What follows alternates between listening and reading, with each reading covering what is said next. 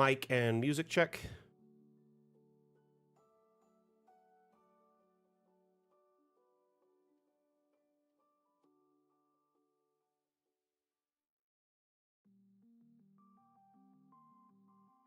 Testing 1 2 3. Testing 1 2 3. Looks like it's working.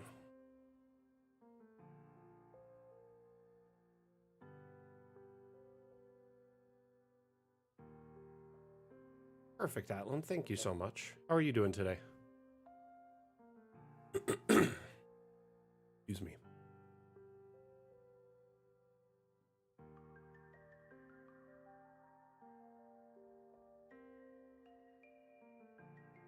Awesome.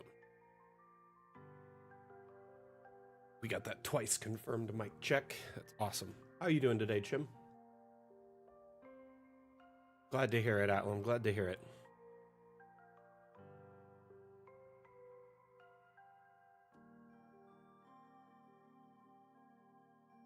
Okay, I've got the TikTok feed live. And I've got the same on Steam, so we're good to go across the board. Oh, that bot crashed. Shall we?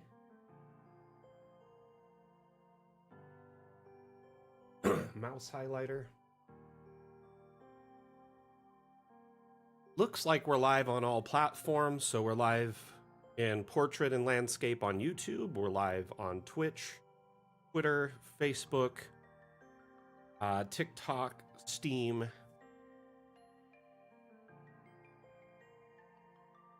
Oh, I'm sure, Remy.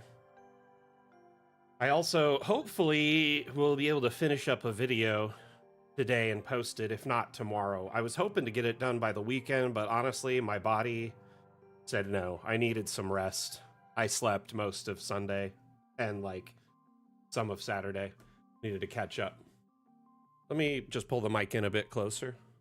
But yeah, John, maybe turn it up a bit on your end just in case.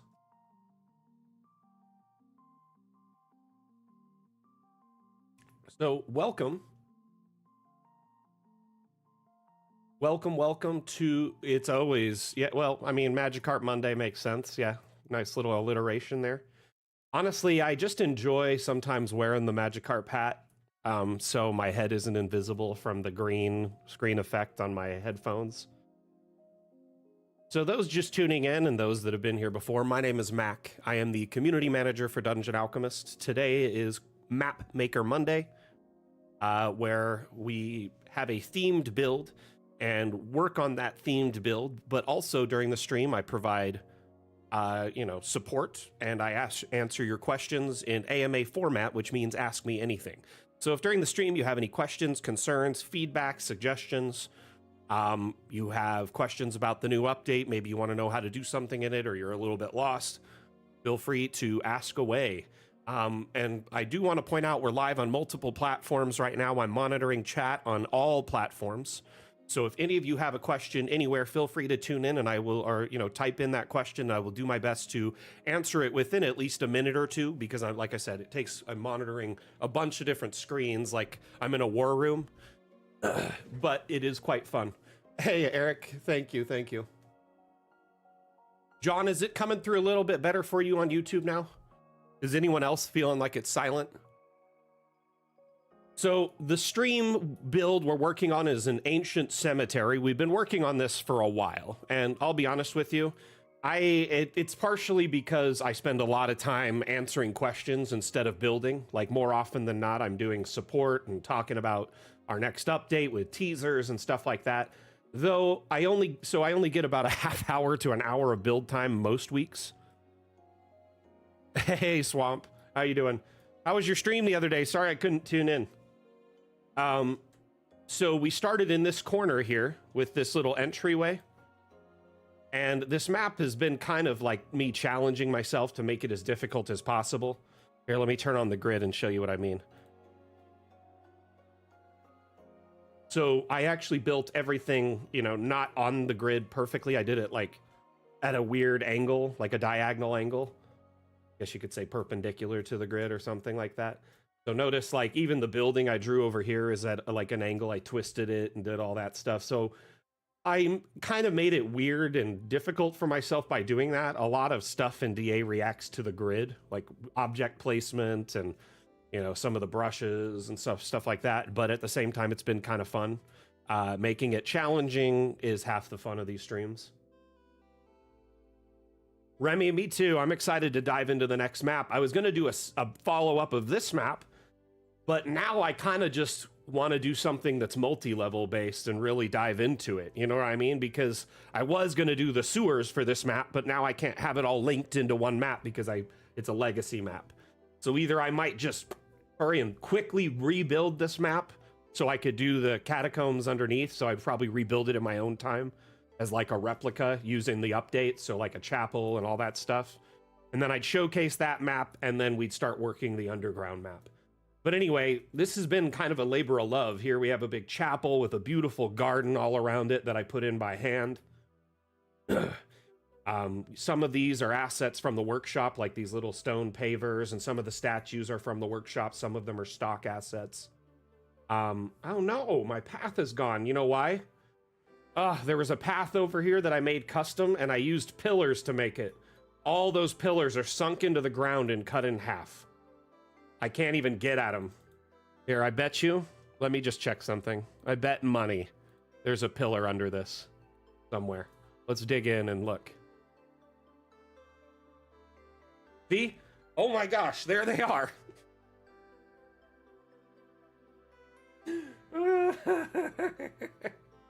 They're just like just beneath the surface. Ow, why?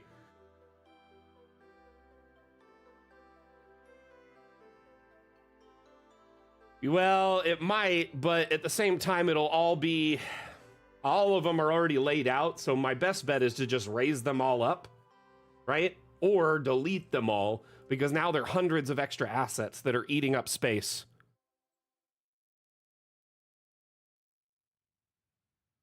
Rise. Will the 1x1 and 2x1 stairs return? That's a very good question. So as we approach this update, there was so much going on and I was testing multi-level, and then I soon realized that the stairs were perfectly designed for multi-level in buildings, but then they were very restrictive in the sense that you couldn't use them outside of the buildings. They couldn't be resized, couldn't be freely rotated to any angle. And as a result of which, they're kind of locking you down in what you can do with them, right? They really only work inside of structures now. So if you wanted to stair outside, forget it, unless you put it on like a building that has no like walls. You just put a ground down of a building, right? Generate a structure without anything.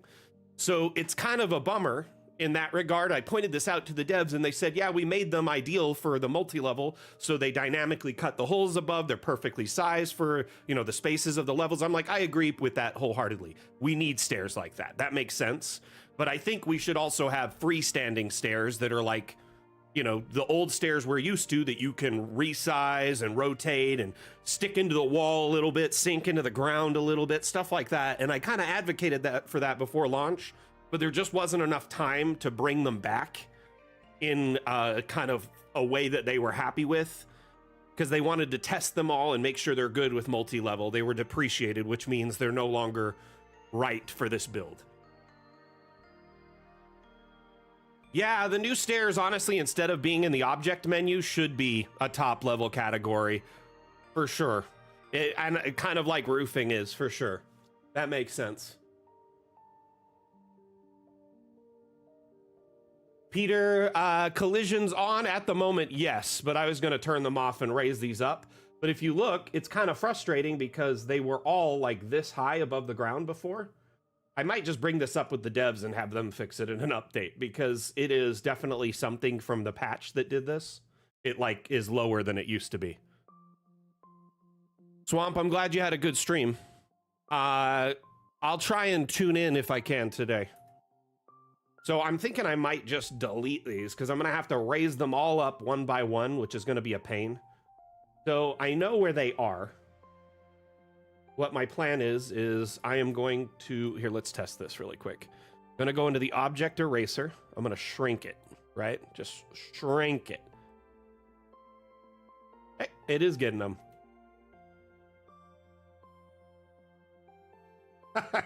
Cool. Wonder if this will help with performance. Hey, John Doom, how you doing, buddy?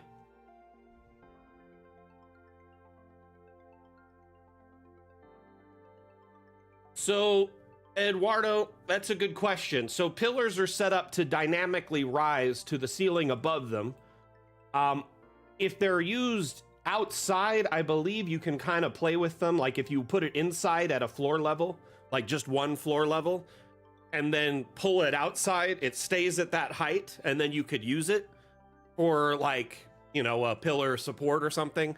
There are some weird quirkiness things that we need to figure out. If it's placed outside, it just needs to be a normal sized pillar, not the weird dynamic ones, right? This is something, though, that I like feedback on. In fact, any of you that have played with the update, if you've seen anything weird or buggy, definitely use the bug report tool within Dungeon Alchemist under the help menu, or under feedback, I mean, report bug or give feedback. Because when you report a bug, if it's in the map you're in, then they'll get a copy of that map, which makes it easier for them to replicate.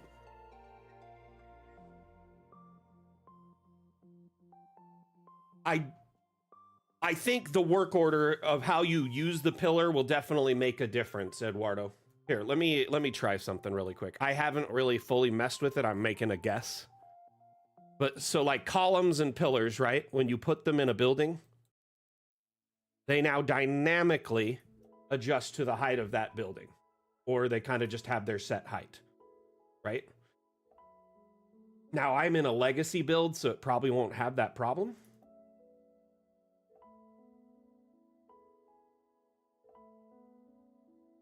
Plan was to just sink it down to like the right height, and then I just copy that. This is a bummer, I have to redo this, but it should be relatively quick. Do it over the array.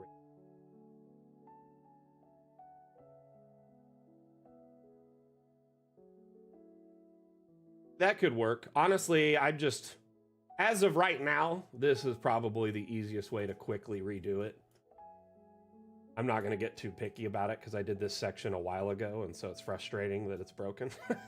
Just have to redo it. Here, I'm going to leave.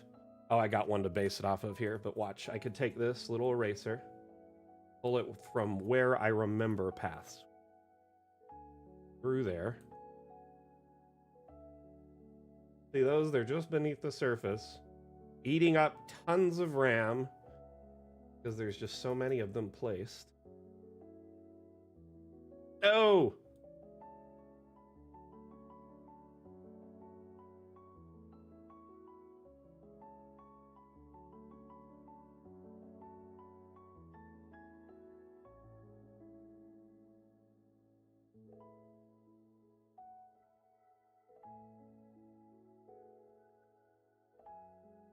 I keep doing brush strokes and subtle brush strokes that way, and like letting go and doing it again, like clicking and unclicking, because then that way my undo queue has like 3 or 4 in it, and then 3 or 4 more instead of 20 that undoes itself. That way you don't have to redo a whole section if you mess it up. Ah! No! Definitely got to be careful about that. It's going to erase there.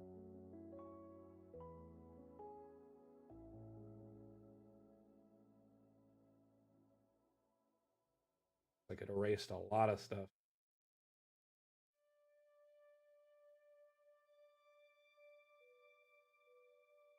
Also some here, if I recall. Yep.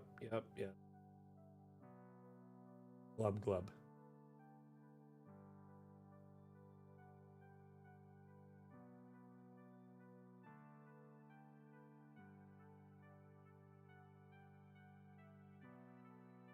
Thank you, Lila. I love it too. You could put a structure sunken in water. You can put a pipe in water.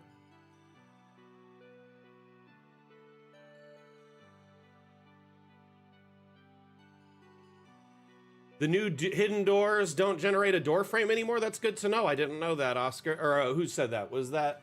Sorry, the name just jumped right as I was reading it. Who said that? Thank you, Belladonna. So, it was Rise that said that. Thank you for pointing that out, Rise.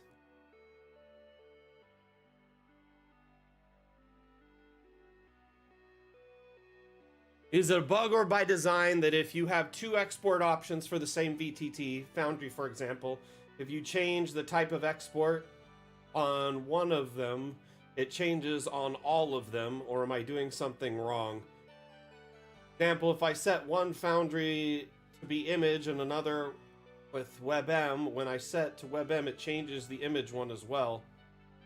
It's probably a bug, man. Honestly, I didn't develop the batch exporter or anything to do with it. I'd imagine it's likely a bug. If you want, if you've already spun up a thread in Discord, I can get Quentin kind of in on it so he can take a look.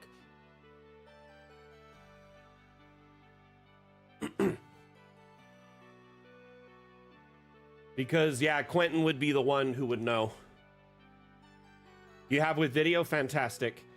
I believe, you know, sir, sorry, man. I've been looking over so many tickets the last few days. They're kind of a blur. So I apologize. I probably have seen it. So forgive me there if I'm a little kind of like scatterbrained. But yeah, there's been a lot of new people coming in, checking out DA. The sale we have, like, we're continuing through the 24th. And then we have the update. So there's just so many new things all at once, right? So a lot of new members of our community. By the way, welcome. If you have any questions, feel free to ask, and I'll do my best. Or the moderators or other members in the community will do their best to provide assistance.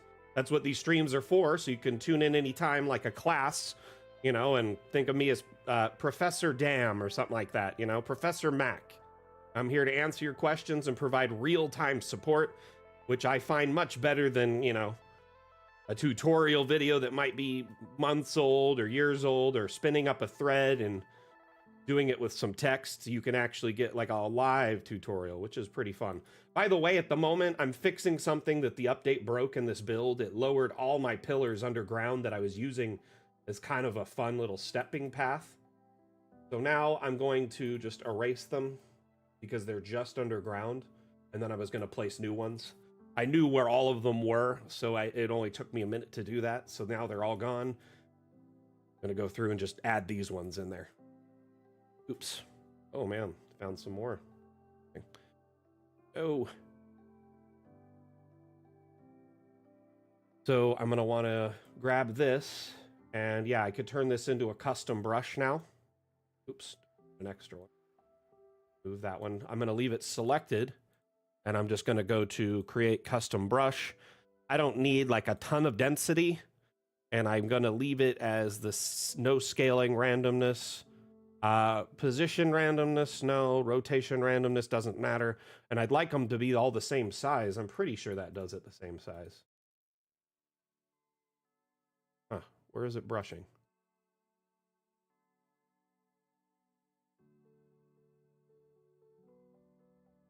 Doesn't seem to be, oh, it brushed above ground. Yeah, the brush ain't gonna work for this, so I'm gonna do it by hand. It's trying to put it above ground, which this is a weird...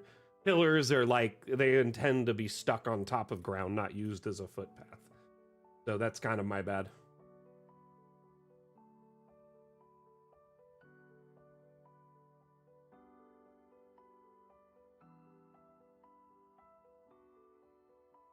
Lions are gonna have to be changed. I'm just gonna hold shift when I place these, and it automatically duplicates it, which saves me a tremendous amount of time.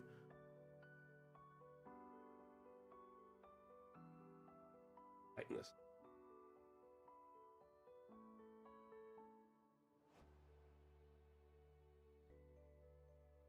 This part's always fun, getting them just right.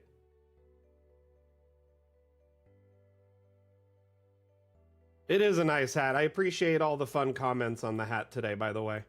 Every once in a while, I like to feel like I have a sense of humor, so.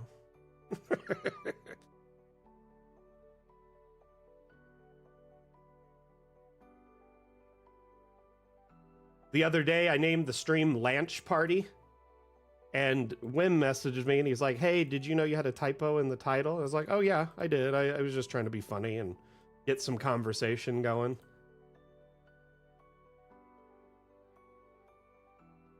Which is always fun, right? Because when people notice typos, they just always have to be like, hey, you spelled that wrong.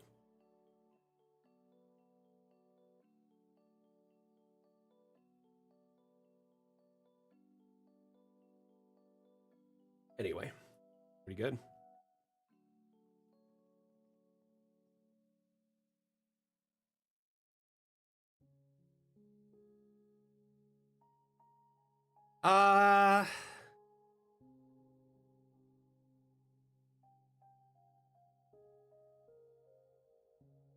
Honestly, Eduardo, I'm not sure if that's intentional. It's probably a bug. Sounds like a bug. You should probably report it in the Discord.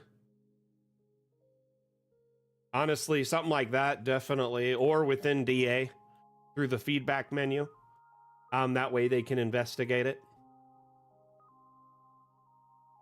Right now I'm on a legacy map, so I couldn't really do that if I wanted to. I'd have to open up a whole new map to test that out. Give me 1 minute and we'll see if we could take a look at that. Probably should have shrunk these down to start because dang, they are big. Havers, I mean.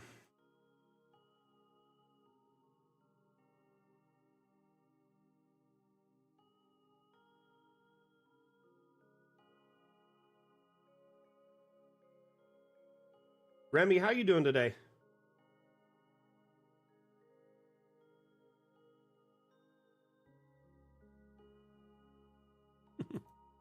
Is that key lime pie to you, Centimar?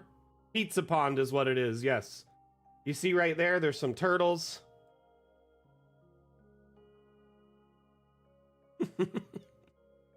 Ninja Turtles. It could be key lime pie, I guess, if you want it to be. But yeah, we were going for pizza pie. It's the Pizza Pond, technically.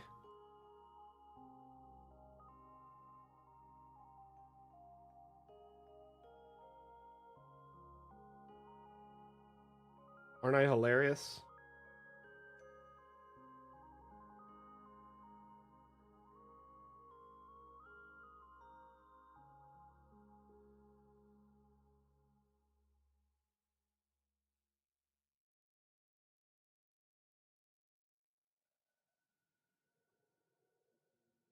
Yep, it's the Ninja Turtles. At the time I did this, there wasn't a good rat model, so I didn't put a rat in the build.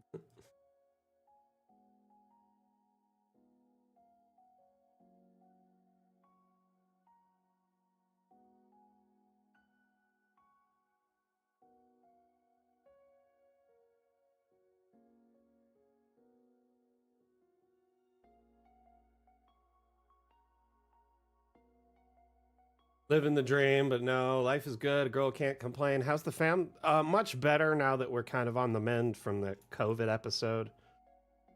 Like I'm just like so grateful I stayed on top of our vaccinations for that because like it really didn't like me and my son were sick for maybe 2 weeks, right? My wife was sick for the better part of a month, which was really rough, and she was just really for the first few days it was really rough on her. And then the rest, it was just, just trying to catch her breath and dealing with coughing and, all that stuff. So anyway, we're all doing a lot better though. And yeah, kind of excited to get our summer going. My son's been like way interested in crypto lately. So he wants to get a Bitcoin miner. So we've been looking into that. Man, I haven't looked into that stuff for like a decade. Yeah, we're all doing much better. So appreciate everyone's concerns there.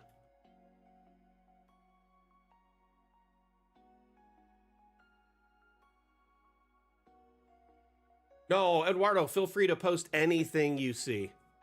Honestly, if you run into any bugs, okay, here's the deal, guys and gals. If you find bugs or things that you think are bugs or issues, report bugs through the feedback menu, and then also spin up a support thread in our Discord. That way you can share the map, you can share images, your computer specs, you know, everything that happened leading up to it, maybe any video or images you have. That way we can look at it, go through it, replicate it, and do our best to try and suss out the bug and fix it. Now, I do know that a patch should be going through shortly if it didn't already this morning. Stand by, let me see.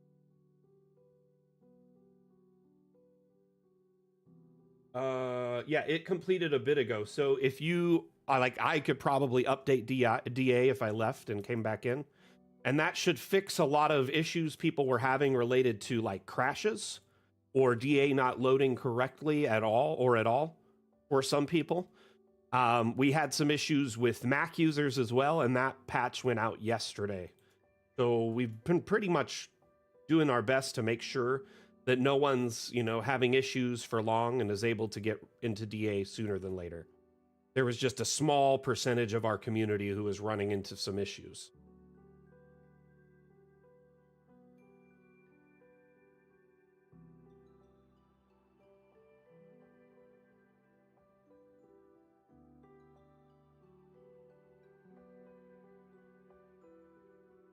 Yeah, Asmodeus is correct. Our general chat is not pretty much the places you want to share or like a need for support is in the question forum or the support forum. So if you have like a bug or an issue, support forum. If you just have a general question about DA or our development, question forum. General chat is just like hanging out, showing funny things you find in DA, talking about, you know, the future of DA, just or any other general TTRPG chat. You know what I mean? So for the most part, that space is such a fluid, moving chat. It's very hard to use as support because often hundreds of messages go through it a day. It's impossible to keep track of them all. And things that are discussed there go missing within moments. Whereas in our forum, they're all contained in nice little threads that in any time someone searches, they can find those and look at them as a reference. So it's not only, it's a great way for people in the future to, if have the same problem, they can find the answer easier, but it also allows us to keep your messages and issue it contained into one single thread where we can break down the problem, share files, images, video, etc., and do our best to like fix it in a reasonable amount of time. Every once in a while, we run into an issue. It takes a while to try and figure out what the problem is. But if we use the correct space in the Discord, it makes it so much easier for myself, the devs, myself, the moderators who are volunteers, and other members of our community trying to assist. Lila, there's no ETA for now. At the moment, I would say hopefully before year's end.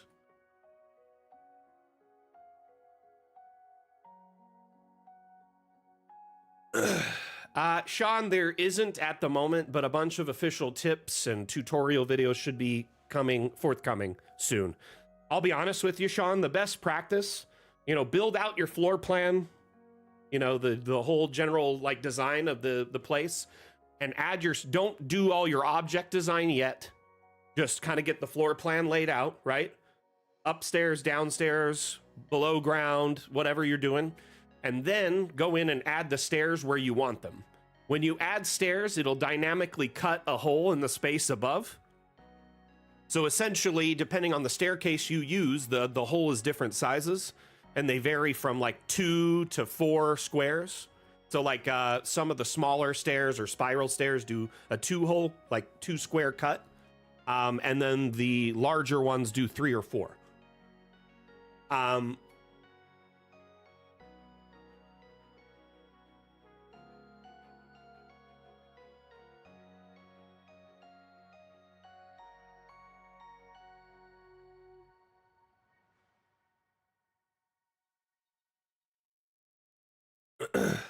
Honestly, I mean, I do appreciate when y'all are sharing bugs here in the stream and we can experiment with them. And if you have simple, like stuff like that, I'll try and suss it out. But more often than not, I'm here to just kind of answer and things we can actually break down here in the stream. So ultimately, in that regard, Eduardo, I do want you to get the help you need with that issue. So I think the Discord is the best space for it, or the bug report pad, you know?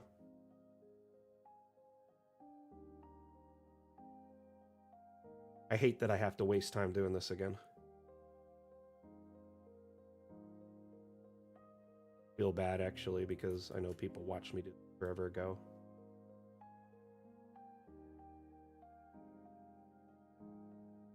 Path. Path.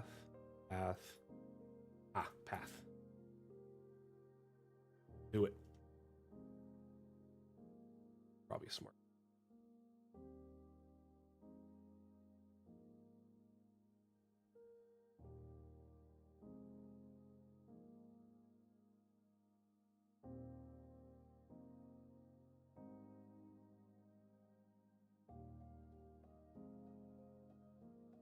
It is fun doing this again because actually we'll look kind of the learning stage of the design. Straightforward as to what I'm doing, so it went a lot.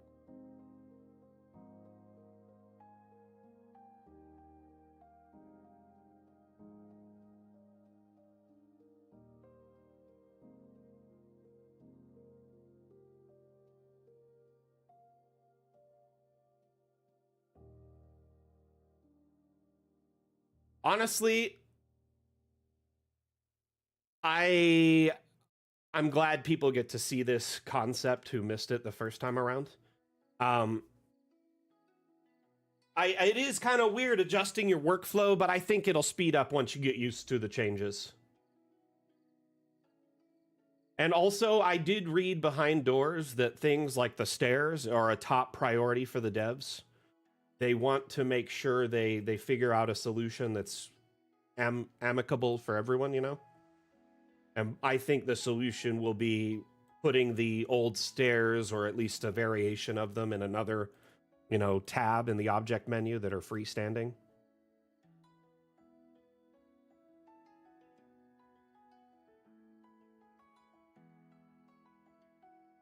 So, yeah, I think you got to treat it more like an assembly line now. You know what I mean? And by that, I mean, you start with the bare bones structure, like the foundation and on all the floors. If you like to detail your rooms, generate them without objects, right? Or you could generate them with the base set for that room and see what it comes up with and then just make adjustments. Me, I like to detail everything by hand, so I generate the room type without any objects, which if you go into the object or into the room, you know, menu, the AI settings tab here, you could generate rooms with just walls, no objects, no windows or doors, or you could do just a door or doors and windows, or just objects, no lights, or everything. Okay. It's actually really neat to generate a room that's just bare bones if you want to decorate it yourself, because it saves you the time of having to delete all the objects.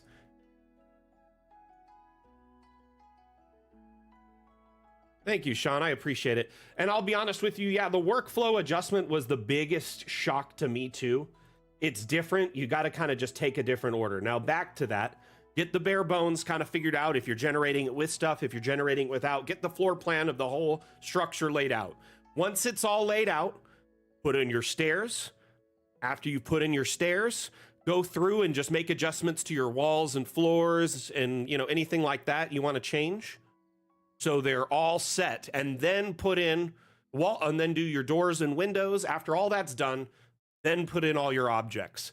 I found if you put in any objects earlier, just because on occasion, and this was buggy during the, you know, the beta testing, on occasion, when you're generating like a floor below or somewhere around, it may get zealous and delete stuff a floor above. And so I got in the habit of just getting my whole floor plan laid out and then putting in the stuff. Stairs also delete floor spaces above them, so they'll delete items. If you had items there, they'll get deleted. So it's frustrating if you decorate and then put in a stair later and you make a mistake where you place it. So it's a good idea to kind of just slowly kind of lay out the floor plan one bit at a time, right? At least from my experience.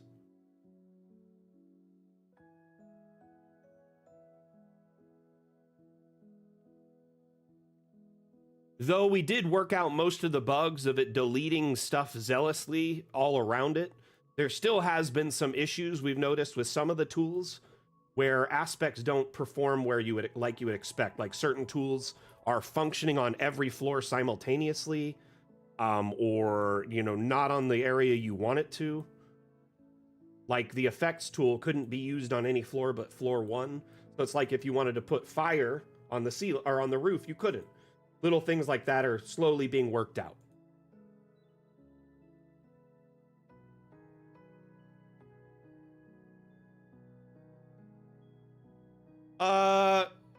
Arcus, ask any questions you want as long as they're Dungeon Alchemist related.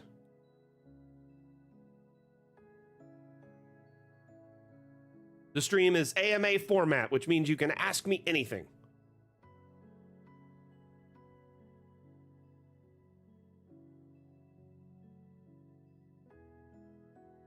Little sliver on this end.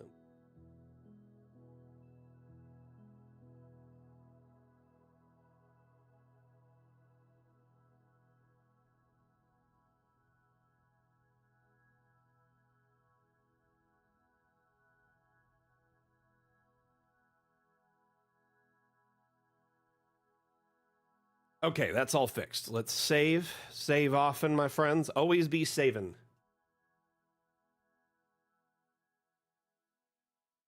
Carcass, so unfortunately, for the first time in Dungeon Alchemist's early access development history, we've run into an instance where maps made prior to this update are not fully backwards compatible. And we tried to alert our community to this through, patch notes. I believe it's mentioned there. I've mentioned it on stream dozens of times in the past. We've mentioned it, in announcements and other media and stuff like that. That being said, it's easy to miss that stuff, so understandable. This little lock over here, when you're in an old map, indicates that you're on a legacy map, and it's locked. That feature is not available in old maps.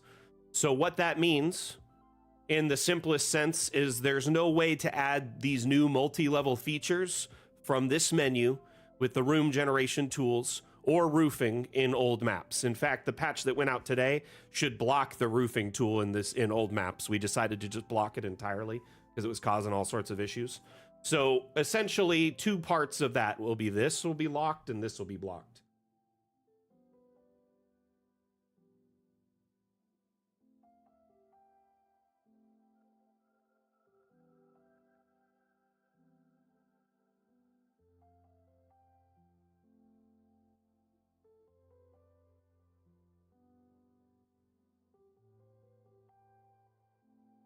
So essentially, it is a bummer, and we were bummed about that prospect. But to add to multi-level and roofing to Dungeon Alchemist, which was something we never really wanted or promised from our Kickstarter, it was just something so heavily requested and demanded by our community, we opted to try and make it work. So many fundamental changes at the core, base foundation of Dungeon Alchemist had to be changed that it's essentially a different program. So many assets had to be depreciated and changed. A lot changed to make this work. And as a result of which, unfortunately, some of those old maps now, will not be able to access those features. That being said, it is just those old maps being able to access multi-level using the new tools. This map, for instance, I made it prior. You can clearly see it's a legacy map. This right here is a multi-level piece that I put in by hand. It's totally possible to add multi-level into old maps, just a little bit trickier. So I generated the first floor of a chapel, cathedral, whatever. This here is the bell tower, and I wanted the bell tower to be multi-story because typically bell towers are tall, right? Thinking small chapel, multi-level bell tower, right? So what I did to make this work, these walls here, these are objects. These are located in the object menu under structural right here. And then you go to freestanding walls.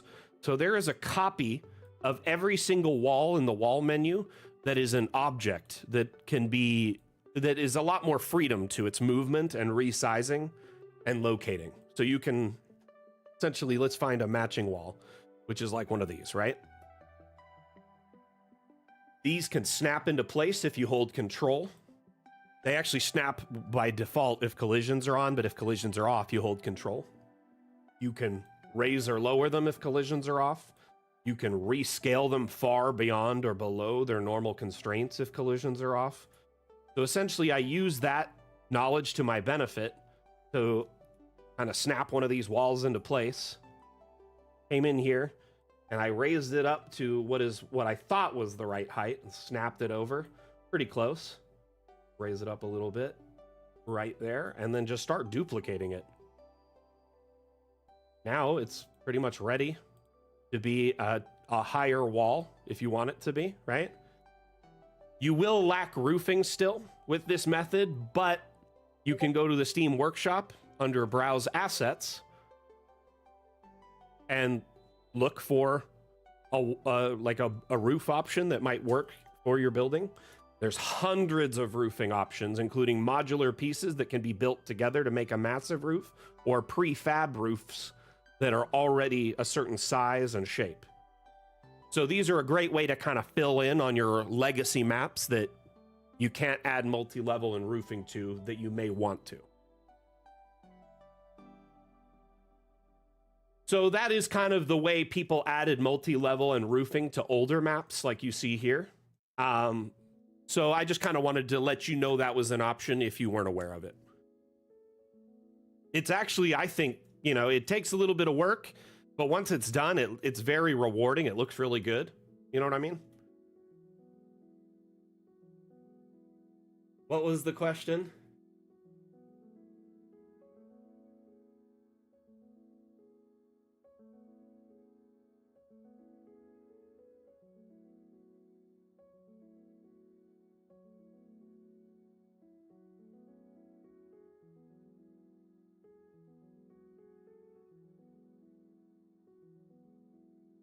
Hey, Robert, thank you. Paul, which question are you referring to above? Sean, not a bug, just a question. The workshop, is there a way to tell legacy maps? That's a good question, actually. And I'm sorry, right now there really isn't. I suggested that before the update came out, but there wasn't time to fix that issue.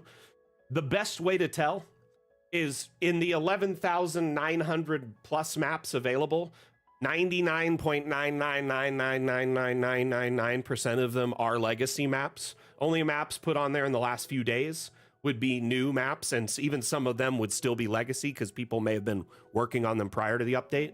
But if you sort by most recent, right, you can kind of tell which ones are multi-level just by looking at them.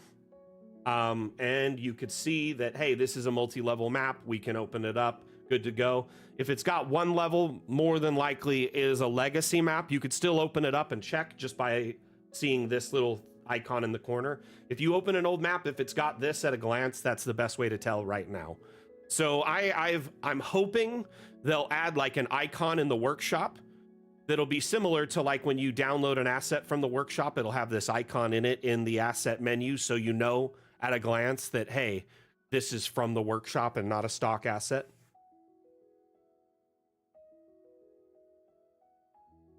Roberto says, I don't, this isn't a stupid question, by the way. I don't know much about this app. Is the workshop where we can get different maps? Yes, you can get different maps and 3D models. So if you click Steam Workshop right here, you can browse maps, and there's over 11,900 maps, almost 12,000 maps available. You can browse by most popular, sorted by the last month, all time. You could search a name. So maybe you're looking for, like, I want a Lost Mines of Phandelver map. Search LMOP, boom. Usually searching that will find dozens of Lost Mines of Phandelver, or you can even just search Phandelver and it'll find those.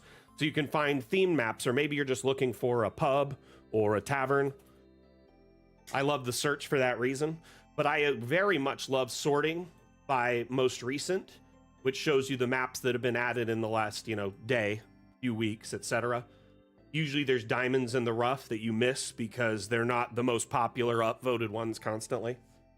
So you could go download other people's work and use it as a base map for yourself, or just use it right away, right out of the off the download. You don't even need to make changes. But if you download a map from the workshop, if you hit subscribe and download, it'll open the map up.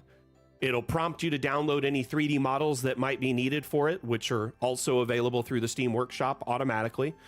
And then you can open it up and use it right away, or just export it for use for your campaign, or make subtle adjustments you need to it.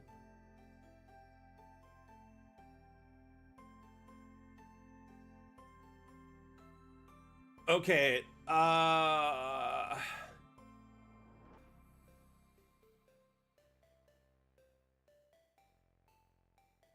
what's going on, Half Ogre? Let me see if I can. Group selection, if it is added to Dungeon Alchemist, will likely be in the second half of Fun with Objects. And I've actually been told that Fun with Objects, logistically, from like, it might be perceived as 3 actual parts now, because there's going to be a big patch in a few weeks after the devs take a quick break, get some vacation time. But they're going to do a big mega patch to fix some of the wonkiness in this update, and hopefully suss out any bugs that have been found by the community between then and now.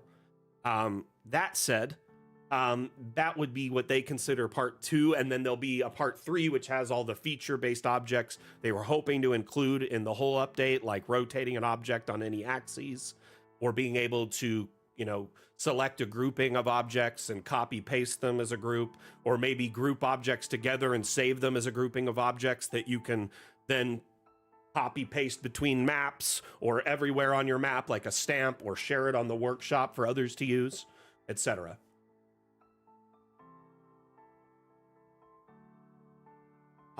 Question on the export and Roll20 dynamic lighting seek in this last legacy version, adding freestanding walls would cause the dynamic lighting to add a wall in Roll20.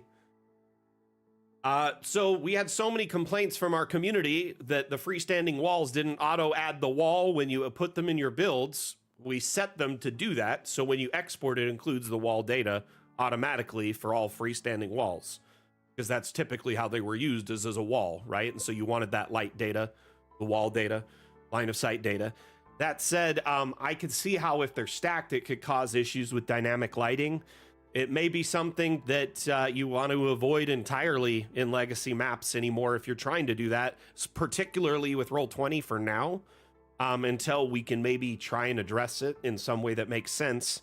Though I'd have to see how it looks in the exports, like an image of it with the wall data, just to, kind of comprehend it a little bit better.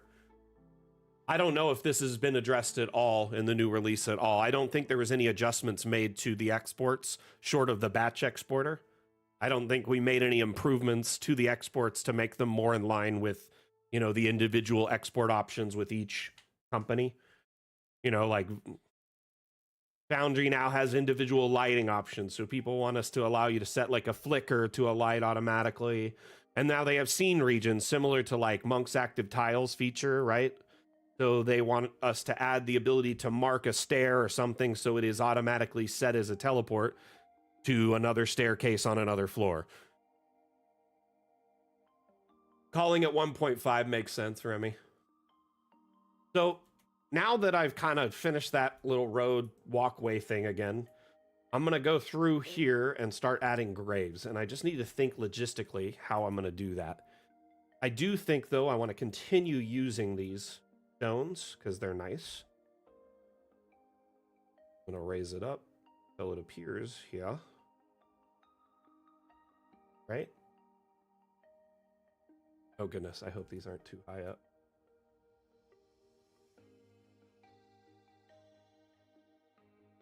Yeah, I want the cemetery to feel really old, ancient, lots of graves, lots of styles. It feels like it's been there a long time, right, Swamp?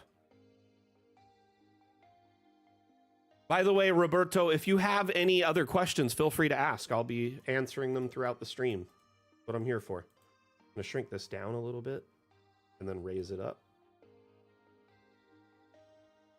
Let's see how this looks. Too big. That's too big. I might have to use the terrain brush for this. So you see these pavers right here, these stone. I just made this brush really tiny. Then you can kind of go over it and it feels like it's just a stone walkway. Now you can take one stone type and you go under it with the base stone.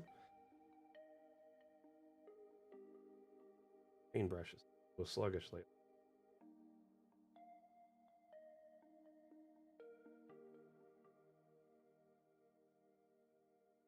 So this will be kind of the base stone layer below the pavers.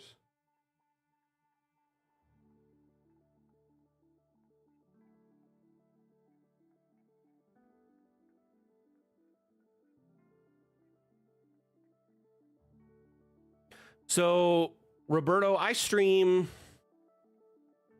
3 times a week at least, and we're looking into potentially expanding the stream to more. As of right now, the streams are every Monday, Wednesday, and Saturday. Monday and Saturday streams are multi-streams, which are featured on Twitch, TikTok, Twitter, YouTube, Facebook, Steam, simultaneously. They're a multi-stream.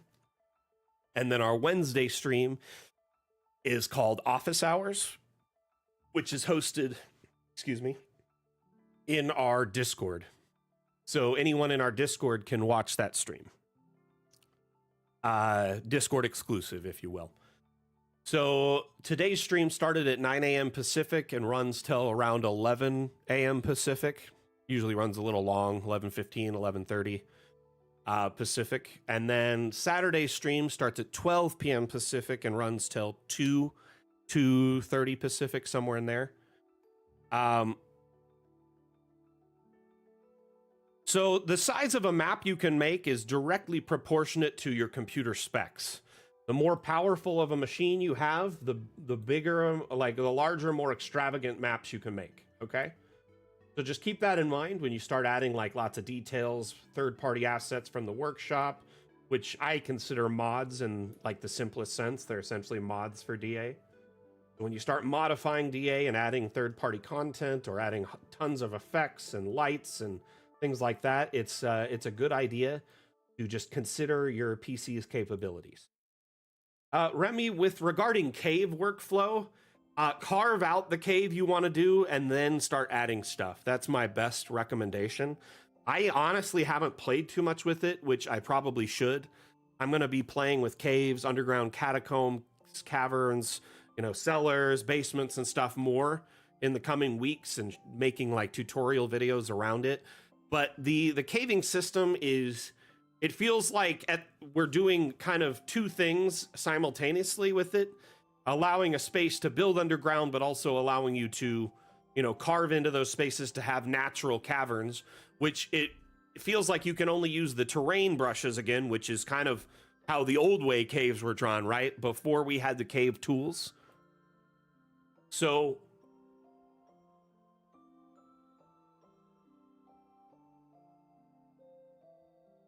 do you have any streams where maps made in DA are used in play? Twitchy Sauce, that's a great question, actually. That is a great question. And unfortunately, at this time, we don't. I do want to in the future. I'm hoping to expand our stream to add more, i.e. more streams, whether it's 1 extra stream a month or 2 extra a month or 1 extra a week, whatever we figure out. But I'd like that stream to be featuring gameplay, i.e. an ongoing campaign where we use Dungeon Alchemist maps, Dungeon Alchemist screenshots and video.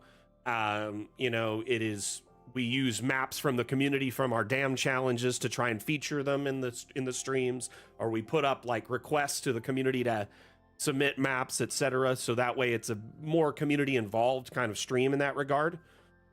Additionally, we might even, source our community for members of that stream to be participants of the party. So there likely would be an application and an interview process to include our community. So I honestly do want to incorporate that. There's a lot of moving parts to make that work right, though. As you might suspect, it's completely different than, just doing a map making and tutorial stream like we are now. So, and I don't think I'd be the right DM for that. Personally, I like DMing, but I'm not the best. And I would love to be more of a community manager and on those streams so I can still answer questions in chat or, over voice, etc. to the stream related to what's going on in the campaign, but also what's, something DA related to.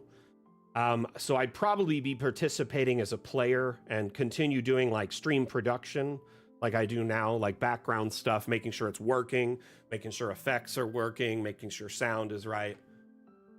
So I think it would be kind of cool to essentially have one of the most interactive campaign streams on, online, where the maps used in the campaign are directly from our community, things like that. I think it'd be kind of cool. Well, what I would likely be is still a participant, a player, but then I would mute myself in the group chat and then talk to the stream occasionally and kind of narrate what's going on as like almost like a third party for myself, like a commentator. So I might interact with you all and be like, oh my gosh, this is crazy right now, isn't it? Like as myself, and then go back into character and then talk to the team as, move my mic back and forth. It'd be an interesting kind of style of play.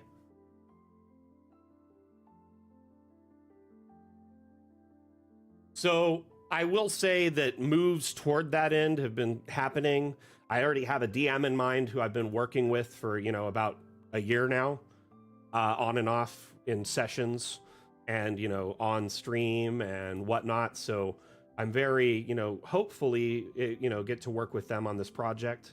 And then I have some ideas for how it would work with our community and also just ongoing.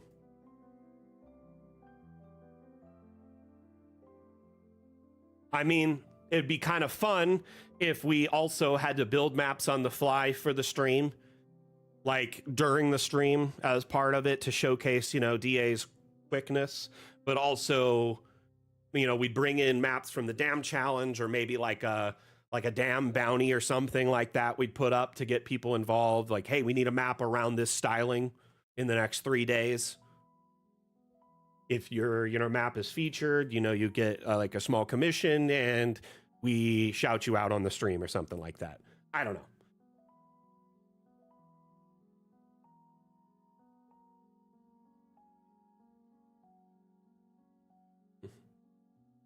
Sam, that's a good question. Unfortunately, at this time, all stairs dynamically cut the hole to the space above them.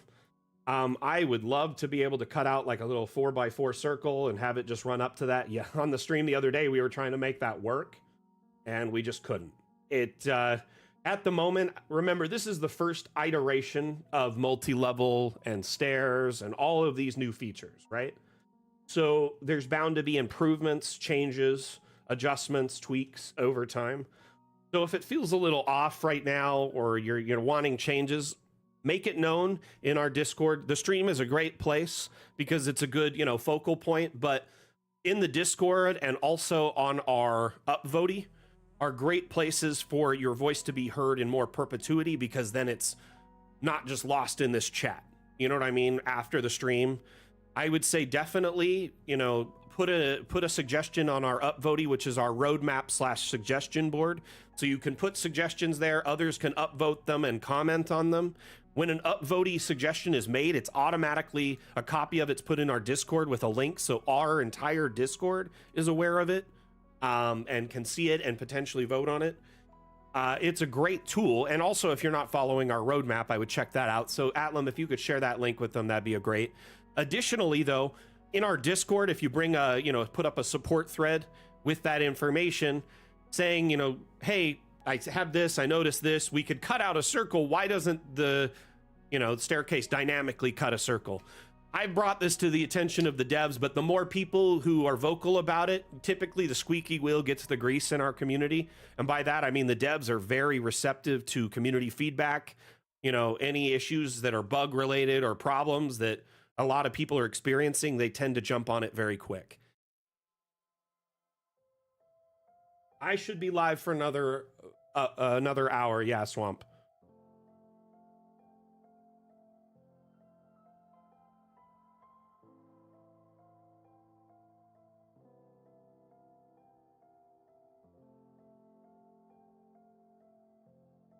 The problem is then the stair's not navigable in first person if you put an abstract there.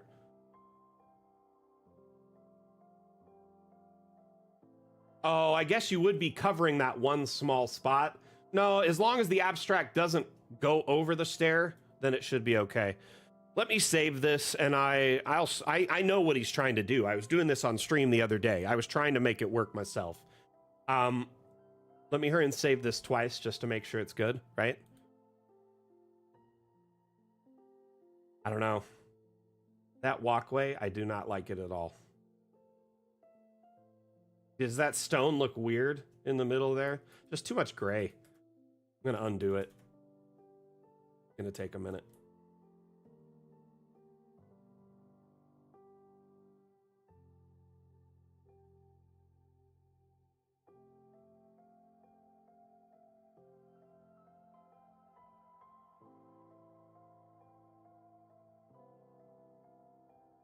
I'm gonna use these pavers because it'll contrast the dark stone of the graves, which there's just so much of it right now. It'll really kind of, it'll just make it more easy to view. I think the contrast will be better.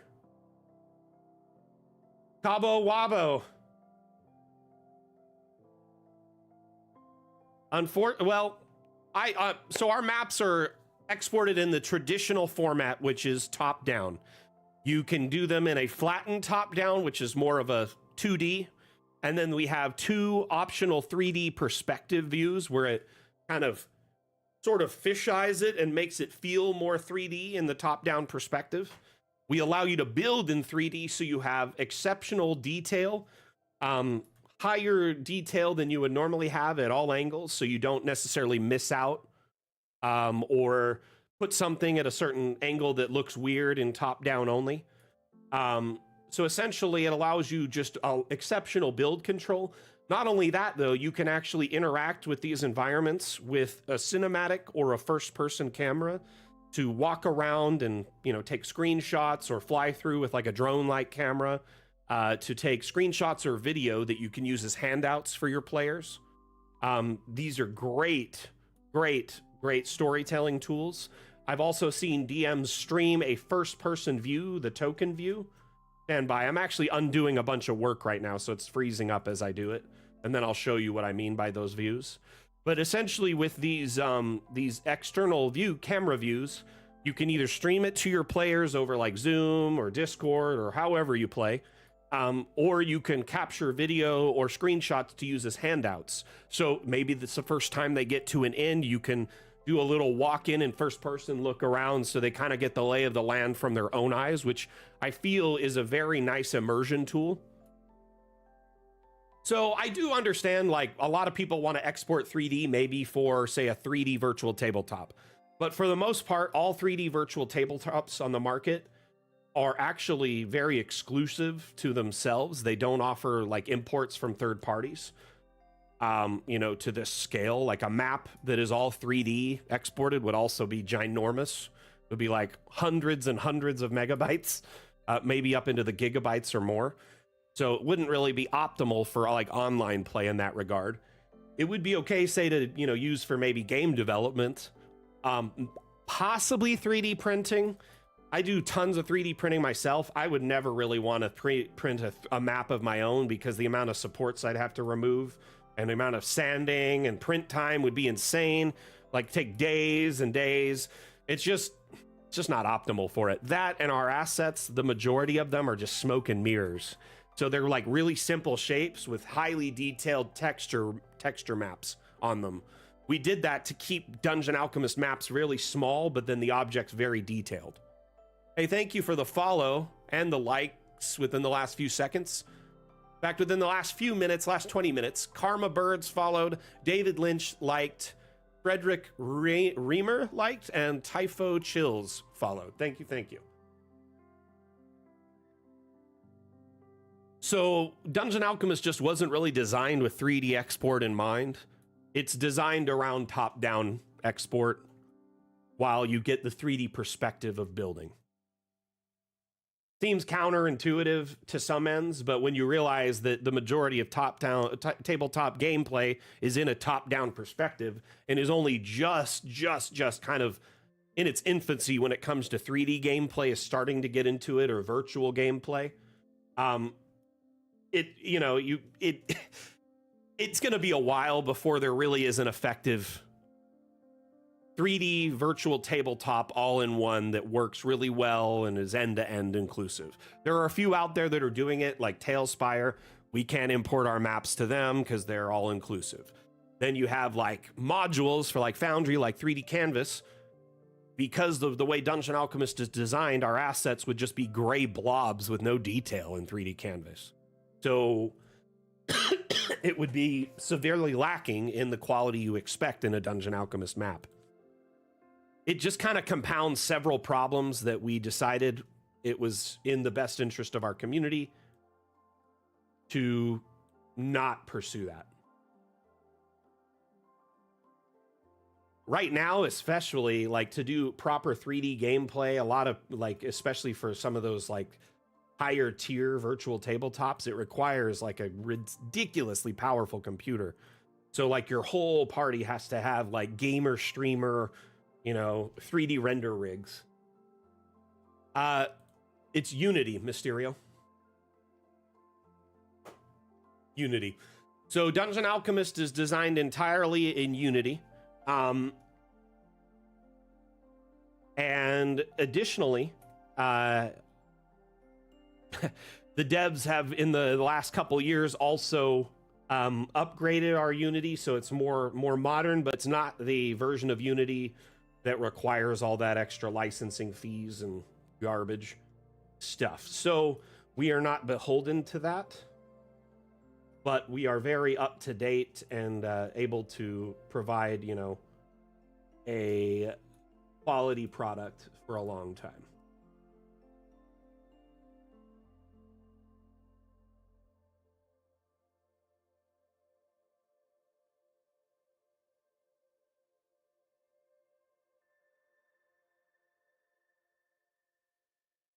Okay, now that I've finally got these, start dropping them in there. Screwed that up by doing that other pathway. But I like these. They'll contrast really well, stand out. He is just getting the spacing right. So when I get to here, going that way.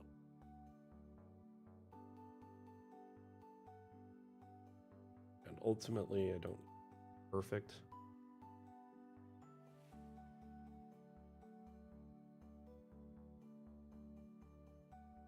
Direction here.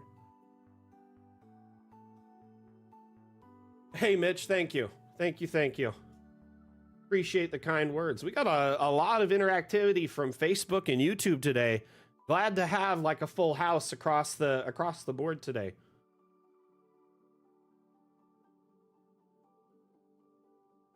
Hey, see you later, Swamp.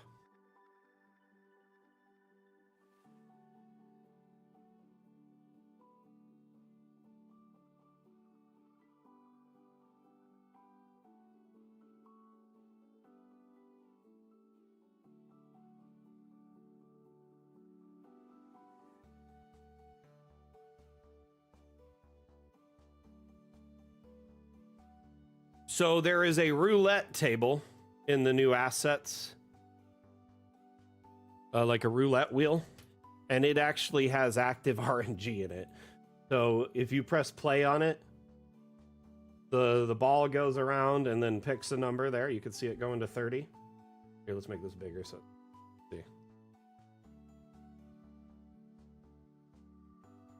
So do with that what you will. There's also another asset in DA. Where is it? I feel like it's a Halloween asset or something. What was it called? There's like a...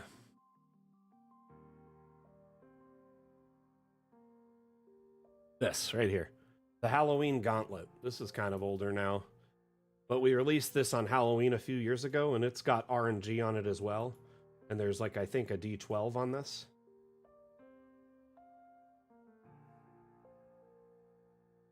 But each one of the things has a trap tied to it.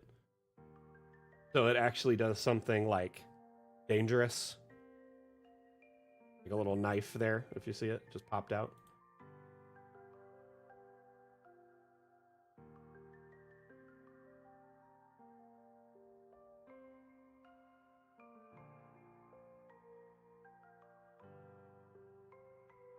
There's a dice tray, but not an animated dice. So you've got like that, you can just put it in your casino. It's just not animated. And then we've also got a D20, but it's not animated. So this could act as a D12, right? And then roulette has way more numbers, so that, I mean, it's just an interesting thing. You also have the roulette like mat.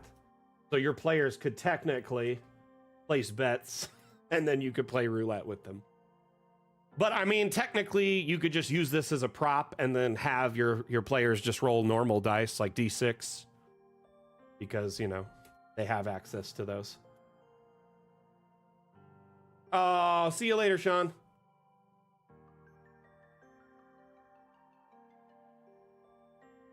But if you search Halloween Gauntlet or roulette, you'll find these. Should help you out. Carcass. How's the mic sounding today, by the way, everyone? I just want to make sure it's coming through clear, crisp, adequate volume.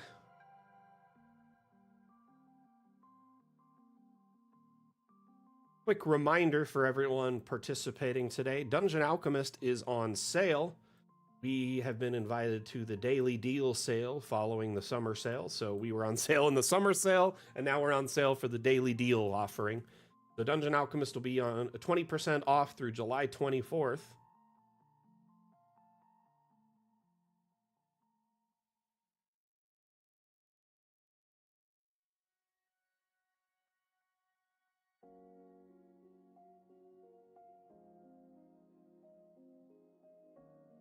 Although I hear a fishy what sound? Doesn't pick up pet sounds. Aren't the pet sounds like a band?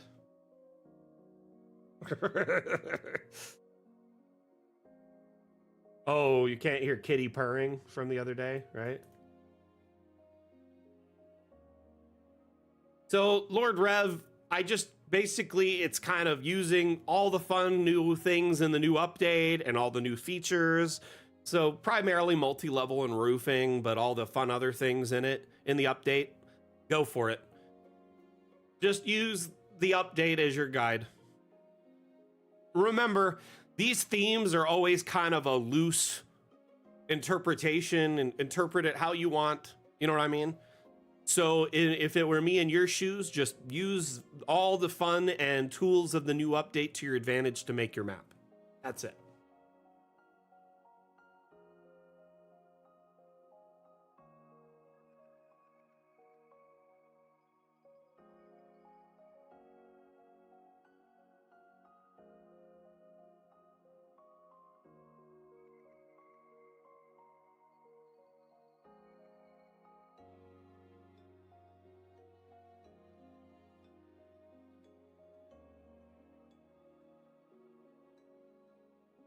I always do a gap on my first pass, because then if it's like perfect all the way over, we're good. But then there's room if it's not, and I can kind of bring them in tighter to each other and fix it.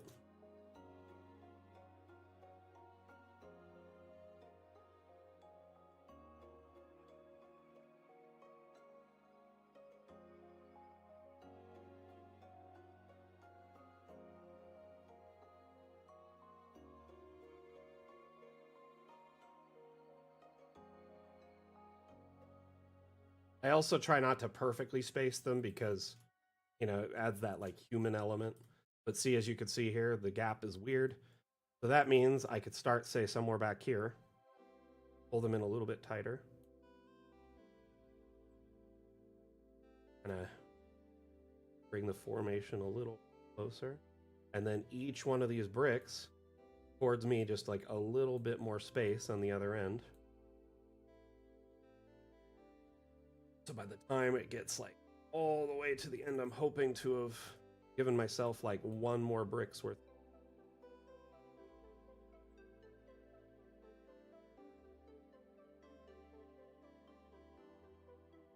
Just enough to put the 2 I need.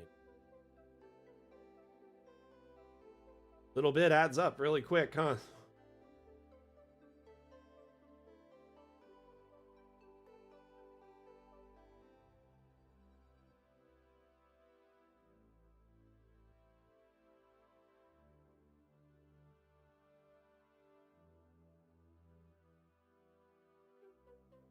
A little bit too much space, so I can bring them back a little bit. And I did so much like editing work and map work and like for the teasers and trailers, and I've had some pain in my wrists for the last few days, kind of flared up.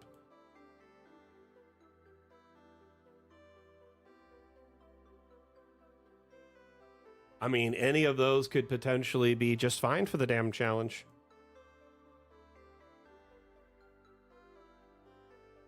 See, that looks really good. A few of them a little off. I could just kind of tighten them up a bit. But I think that looks really nice because it's such a nice contrast to the dark stonework of these. So I was thinking of how I was going to build out these next sections, and I think I'm going to try and just square off little areas like this to do like rows, right? So this side here obviously goes to this, but then I might have like a section in here with a bunch of graves or maybe a statue in a seating area. But anywhere it's like square and neat, I'm going to fill it with graves if I can.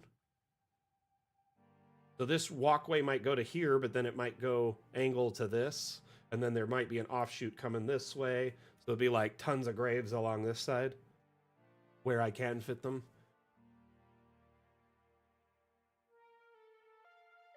No worries, Rev.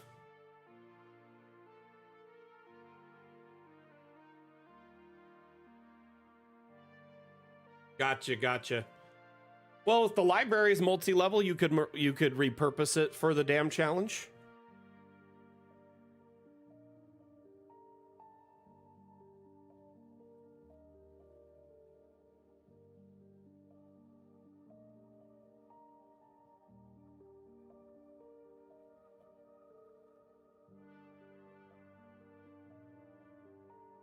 Alternatively, I could move this gate here, so it'd be straight across from this one, which would be ideal, because then I'd have a pathway cutting clean through this, and then I could start doing, yep, that's what I'm going to do. That's actually a perfect one for it, and then I can just bring this in to like fit that end. Close enough. So it's like a big gap that goes all the way across. Love it. For a sectional cut. And then I could start putting graves in these sections all down below. Might be a good idea to just kind of put a line across all the way on all of these, so they're very much the same space.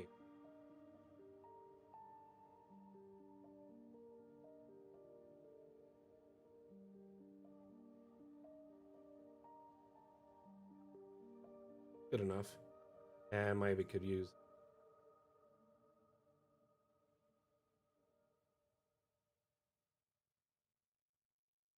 Right, Shelly? It does make sense. Trying to make some logic of this. That's half the problem with like designing these graveyard layouts is like, how is the footpath supposed to work? Like, it has to make some sort of logic. Or have some sort of logic.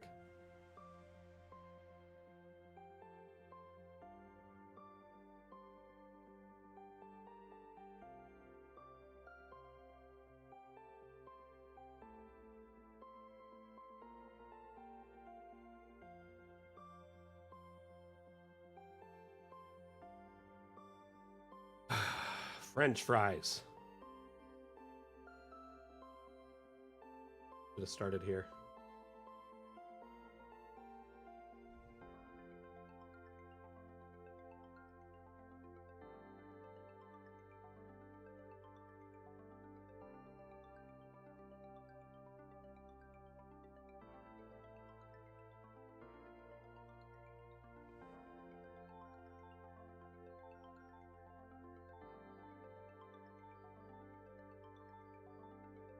Make enough room. Like it, just barely though, but I gotta move this one slightly, which is fine because it did like it was a little tight. I'm gonna have to squeeze some more this way. And see potential for a pizza plot.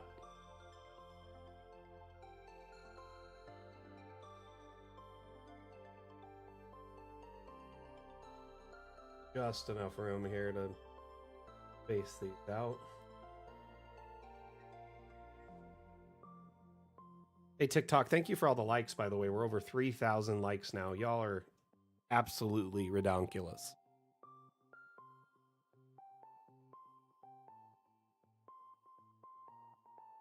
So thank you for being you. Appreciate you so very, very much.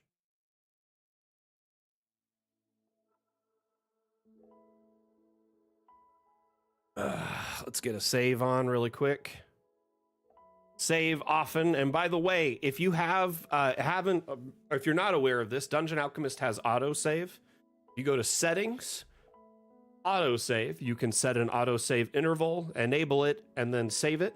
So mine is set to 1 minute. Every 60 seconds, it does a backup of my map and saves an autosave in the same space my main save is, adjacent to it, just labeled as an autosave and the time and date. So it overwrites that save once a minute. So I have my master save and then the autosave. So in order to make autosave work, you not only have to enable it and set an interval anywhere from 1 minute to an hour, 1 minute, 5 minute, 15, 30, and an hour. After you set this, enable it, and hit save, you also have to save the map one time with a name and give it a name. That way the autosave knows the name of the map and where you saved it, so it knows where to put the autosave and how to label it. Essentially giving you a backup of your work if you forget to save often, which can be a very powerful tool.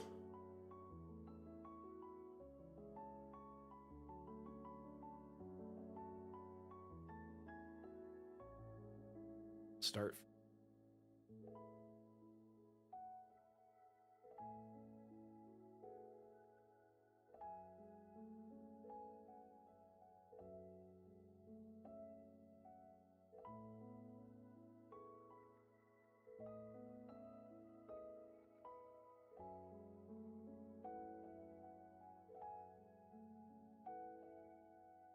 Oh my gosh, Mondu. Mondu likes to live dangerously. Listen, if you like to live life in the fast lane, don't name your map or save it or set an autosave interval. That way, you can work for hours in a high-risk environment where, you know, at any moment your computer may crash or freeze or power could go out, you lose all your work. You know how it is.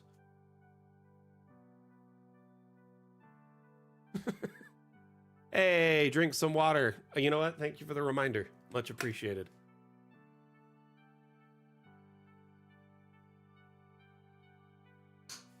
Thank you for the follow. Dwarf's Descent, thank you for the like. Dado Senpai, thank you for the follow. Much appreciated. Thrill seeking. Right? If you like your cartography dirty and dangerous, disable autosave and don't name your map until you're done.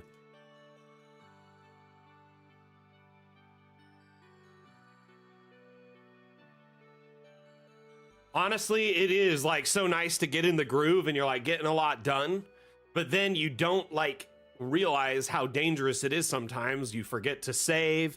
You get in a groove and maybe we're doing it just off by like a millimeter the whole time, and then it's like way off at the end. So it's always good to kind of like stop, double check your work, look at everything from different angles, save, you know, take a breath, drink some water.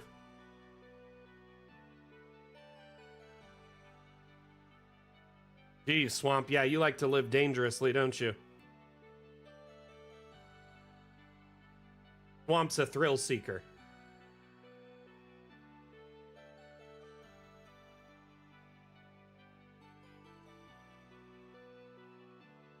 Welcome back, Swamp.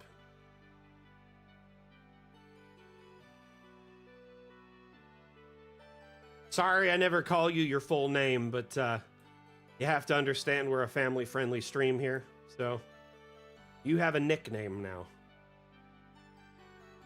You know, TikTok's so variable because it's like algorithmic based. Some days we'll have 10, 20 people there. Some days we'll have none. And I feel bad for the loyalists who show up every day, every stream, because that tends to happen. You know, and TikTok has that kind of short attention span thing going on where people will tune into the stream, look at it for like 2 seconds, and if it's something that doesn't grab their attention, they'll leave. And I get it. I have one of those radio faces. So just already off to a bad start with many different people.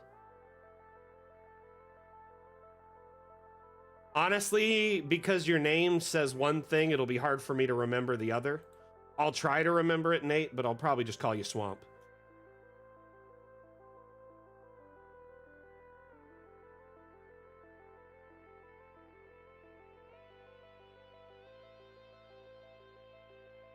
It's crazy. Sometimes people have like a different username on each site. And so it's like, oh, on this site, they're one thing. On another site, they're another thing. So hard for me to track those names, especially. I try to remember all those, but at the end of the day, I'm only human, you know? Like, I can only do so much. Okay, let's bring these in a little bit tighter here. And we'll follow kind of that height.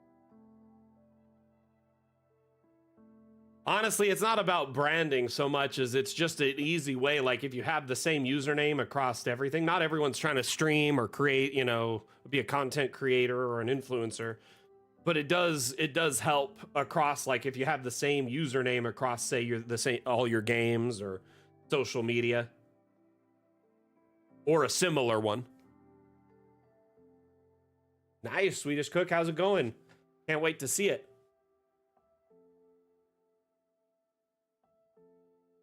Honestly, Chim, it would be cool if we had like a timer built into the DAM file that like tracked how long you worked on it.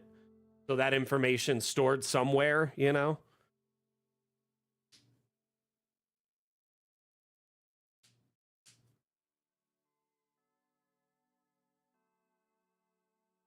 Lila, do it. Trust me. I mean, you save frequently, it helps you out. You got a good habit already. But if you have the autosave just in case, you know, it might back you up one day when you don't expect something to happen, like a crash, right?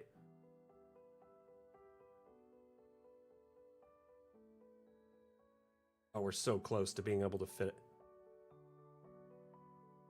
I think in the next like 3 or 4 tiles.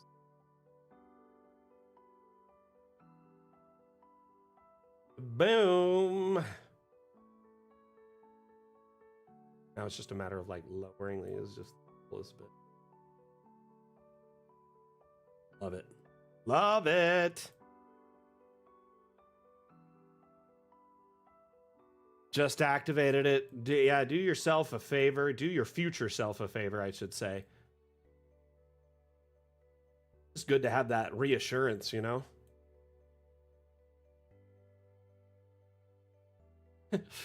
Honestly, y'all should be reserving your kids' usernames right now in emails on before you've even thought of them being born. If you're not already reserving them, then they'll never have an email in their name. I'm just kidding. I'm joking. But it is true how quick like usernames and stuff are bought up and used up. Someone pointed out my personal email, like they're like, oh, you're that number, and I'm like, no, that's the year I was born, so it's actually mine and the year and they're like, oh my goodness, because it's like when I was a kid, you could get any email you wanted, the first and last name, and you were the first person to grab it in most cases. Swamp, that's actually kind of so I've heard of parents like they'll set up an email for their kid and all the videos and pictures and like maybe like notes they have for them or like things that they may have written down for them, they'll send them to that email and give it to them when they're like 18 or 21, so they have like a whole record of it digitally as well as like the physical albums and stuff like that.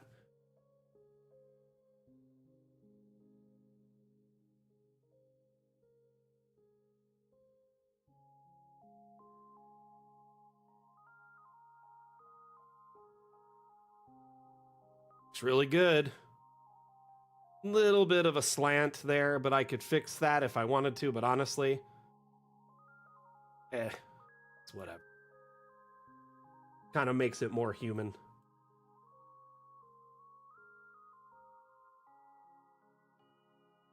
Ever so slight variation.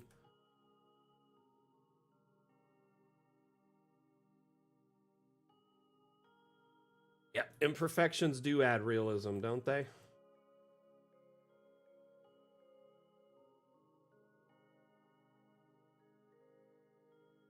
Anyway. Cool. That looks pretty good. Mine, PadX, I mean, you have a good point. I think that's a feature they're aiming to release in Fun with Objects Part 2. I don't know if you follow along with our, previous streams or, any of our social media posts or announcements or anything like that. But basically, this particular update has been broken into 2 parts. We also have our roadmap and suggestion board upvoting, which has kind of what we're working on right now and what we plan to work on or add in the future. So there's a suggestion portion where anyone in our community can make a suggestion there. People can upvote on it, comment on it. And the ones that get like the most interaction tend to, the devs notice them the most and implement them. Like multi-level and roofing was actually one of our, highly like highest voted upvoting suggestion. And that's the reason we decided to implement it. That being said, many suggestions like yours right now already exist on upvoting, so people have upvoted on it, commented on it. The devs have taken notice to it and have decided they want to try and implement it. They say they want to try, it doesn't mean it will, doesn't mean when. It just means they'll do their best. So not everything is feasible that is recommended or suggested on the suggestion board, especially for the team of 10 we have and the amount of resources we have at our disposal. But we do our best to try and accommodate to reasonable and viable suggestions. But the good news on that is, yes, we do have that in our sights in the future. One thing about early access is we're constantly adapting, changing, making things better as we move towards a final release.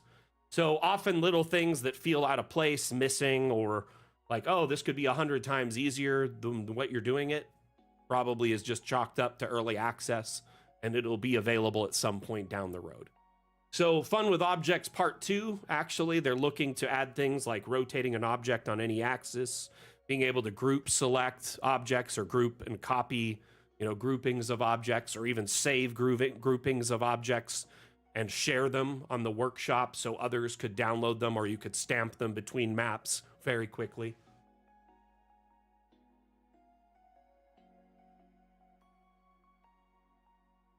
Mine, it is true. It's very easy, and often though the questions, especially like those ones, they've been asked many times. I don't mind answering them again, but usually the answer to them is typically in our Discord or on our like upvoting. But yeah, I am definitely here to answer any and all questions related to those.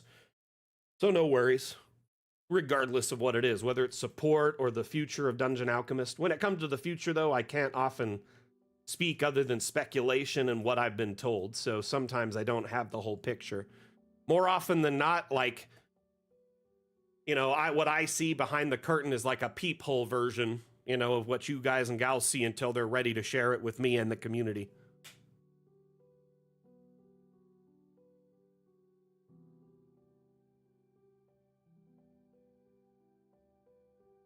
So it's like they're behind the curtain, like the Wizards of Oz, right? Or the Wizards of Dam. And then I get to peek behind the curtain once in a while when they let me to see what they're doing.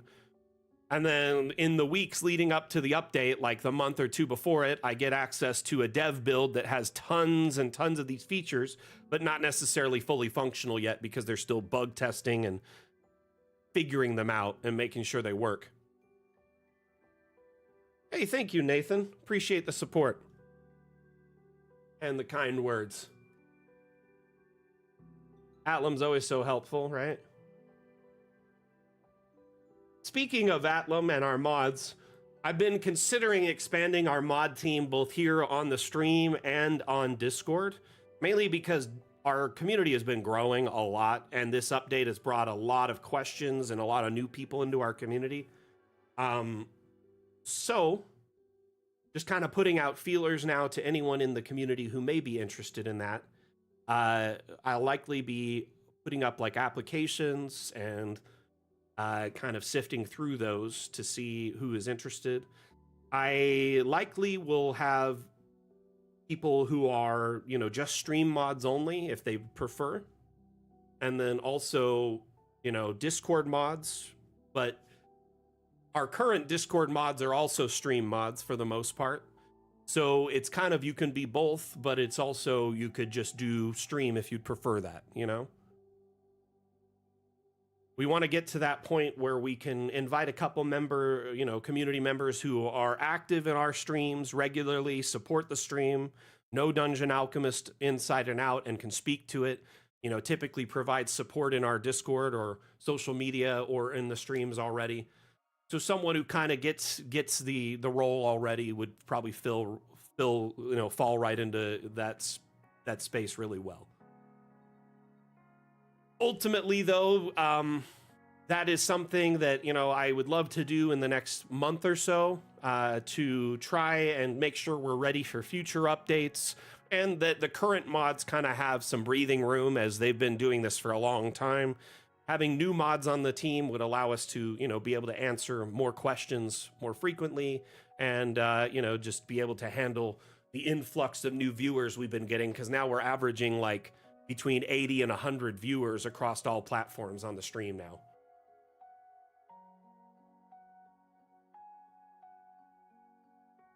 So very excited to potentially do that. So if you are interested in something like that, you know, reach out to me over DM or whatever, and we can talk about that more in the future. Kind of wishing I had centered those stone pavers between this gap. Could have put like a hedge. I might delete those and redo it. Then I can squeeze some plants in here or something, so it's centered in between this gap. I'll think about it for a minute.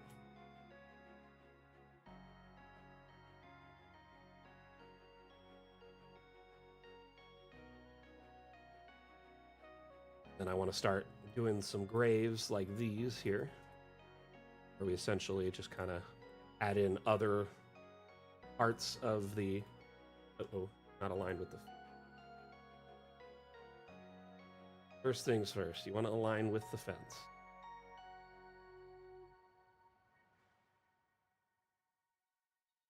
Objects follow that. When I lay a new grave, every time I generate one, it generates it with a different, like, headstone, and sometimes a different cover stone or no cover stone.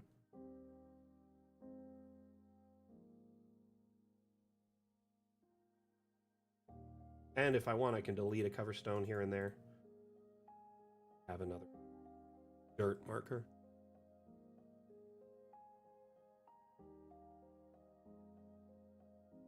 Hey, Highland Lass, how are you doing today?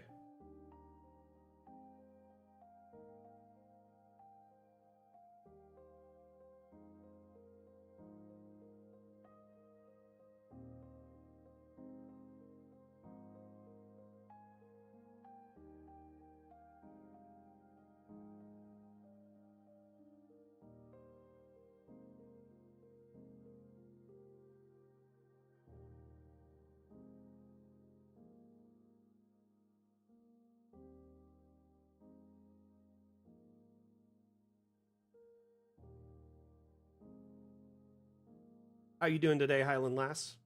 How was your day so far? So I think I could do like rows, like a walkway here, and just row it out all the way along this, to at least here. And then maybe have like, or just seal that up, so solid. Don't need like an entrance.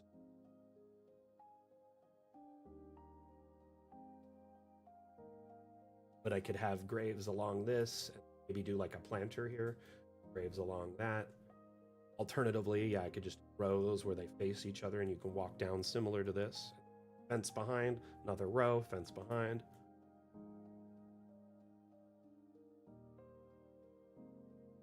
Oh my, that sounds like a lot's going on. That sounds cool though.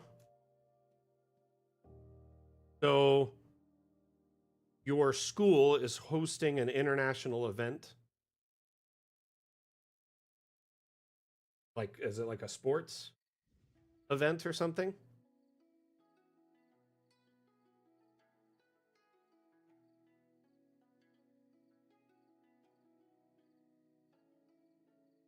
Am I crazy, or are these slightly tipped from that? Kidding me? Those aren't the same angle as that. The heck?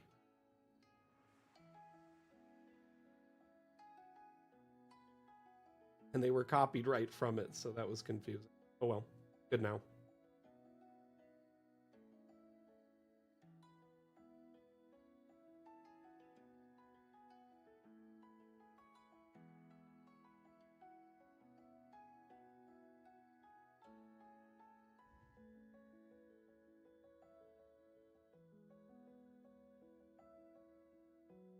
Highland Lass, I saw your roof issues on the one map. Do you know the one where it had like the roof over the road? I can explain what's going on there. At least that portion of it. But the weird wiry roofing, I don't know if that's from that or not. So essentially, when you made the road as a room, it generated a roof on it when you went up another level automatically. So that portion you can just delete with the roof delete tool, which should delete that one kind of over portion very easily. And then the other weird stringy roofing, I'm wondering if once you delete that, it might kind of bring it all back into like a tighter mesh. Remember also, every room typically generates its own roof type. So if you have a house with like a dozen rooms, and this is just general for everyone, not just particularly you, Highland Lass, but if you have, say, a space full of rooms and you want the rooftop to be a universal, uniform roof, make sure you change every room to the same roof type.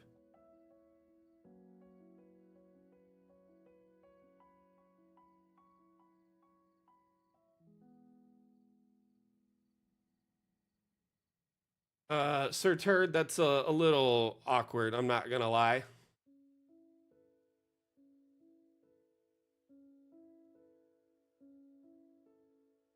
I'll give you a chance to behave yourself going forward, but if you only have weird commentary like that going forward, then we likely will have to ban you from.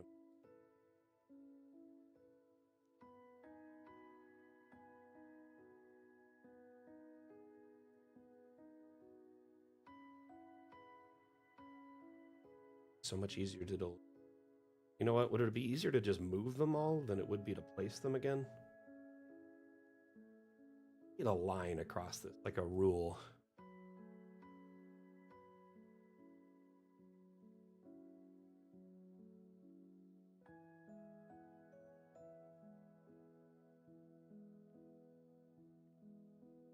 Downloads one of Sac's rulers. Ruler. Oh, I thought there was. Measure.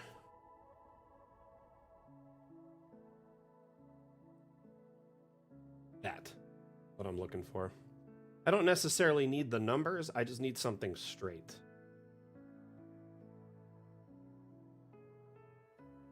The dam challenge is fun with objects. So if you're interested in participating, you just make a map of any shape or size using fun with objects as inspiration. What that means is just use the update as your source of inspiration.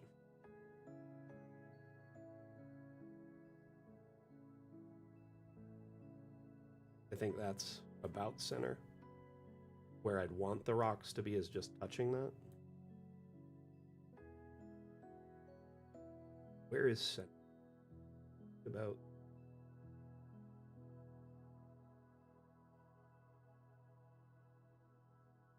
We just kind of use this as a gauge.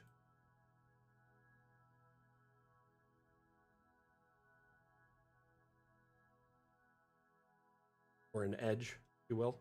And I could make this larger if I wanted to and run it across the whole thing, but it's going to get like exponentially larger. It'll just kind of size up a bit.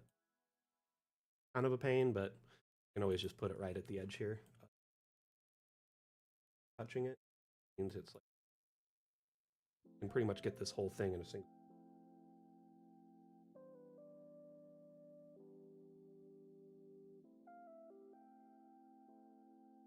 So what you would do, Swamp, is you would remove the floor from the room you just added using the floor removal tool, and then you can vault that room up. You can't vault it to a very particular height, like say you want it to be 12 feet. You can, they're vaulted at the wall heights and in those increments. So if you wanted a big vaulted cathedral, you raise it up 3 levels and delete the floor from each level, and it makes it one big room.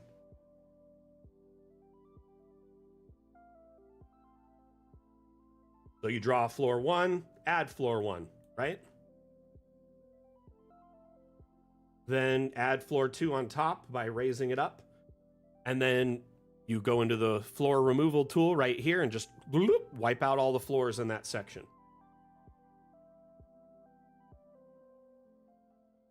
No, you cannot do a portion of the wall. Like I said at the very beginning, you can't pick exactly how high. It's set to wall intervals.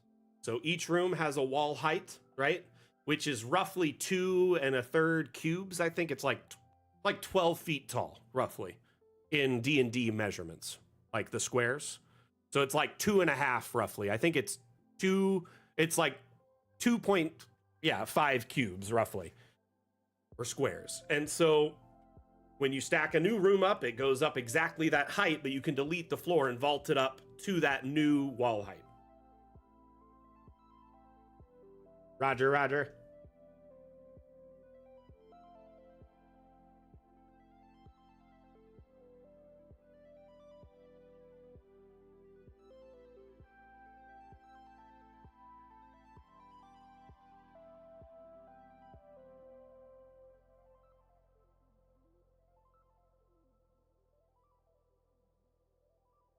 No, wait, that doesn't compute. You're under arrest. I'm taking, we are chancellors, or no, we are ambassadors to the Supreme Chancellor. I'm taking these people to Coruscant. Anyway.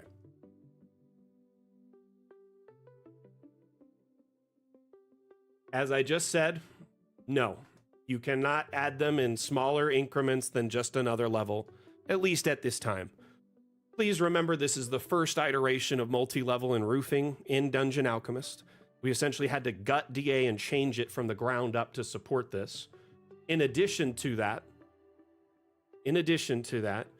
we are still very much in early access. So changes, upgrades, adjustments will likely happen. Who knows? With time, you might be able to set the exact floor height. However, I can't guarantee that because I just haven't seen anything of it or seen the devs talk about it in the back end.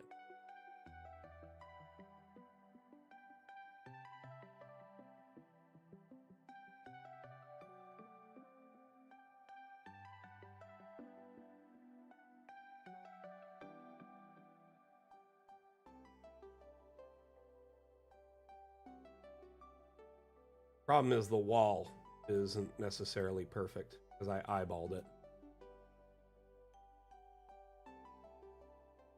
So you can't get perfection from, an imperfect line to begin with. I'm just trying to keep it as close as I can.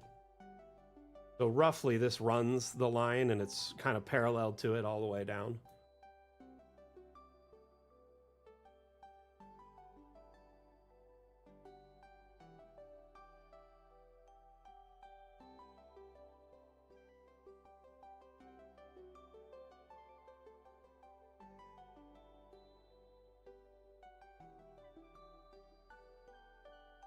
See, when I adjust it on this side goes that way. There's really no perfect option for this.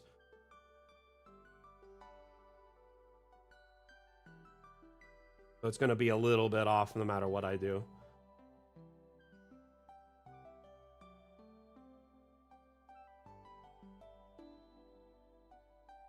Well, if I have to delete a couple of graves and extend that out, I can. It's not the end of the world.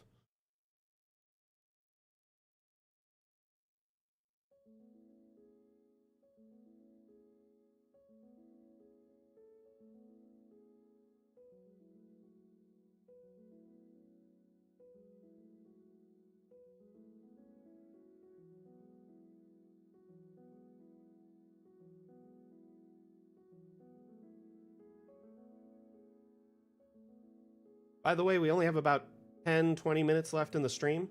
So if any of you all have questions, concerns, feedback, suggestions, now is the time to drop them in chat. That way we get them answered before we wrap up today.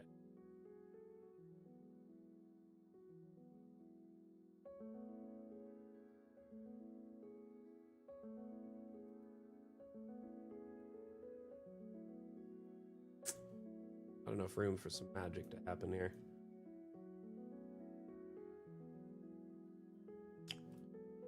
Drink those.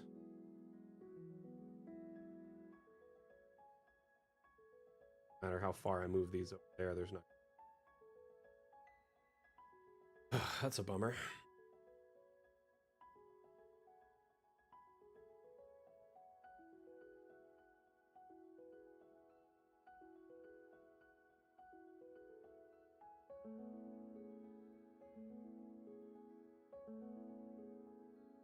What was the question we have here? The concern?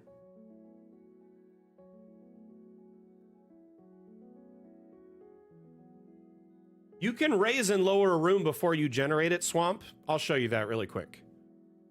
So let's say you're going to generate a building, right? Any structure, you can shape the floor plan with convex or concave bends or straight edges, so diagonal cuts, right? By grabbing the dot and adjusting it. Additionally, you can rotate the floor plan, right? And you can raise and lower the floor plan before you generate it. All of these three things are highly recommended if you plan to kind of have a custom layout. So if you want a village where there's a home or a mansion raised up on a hill, you can raise up the initial generation so it creates that hill underneath it.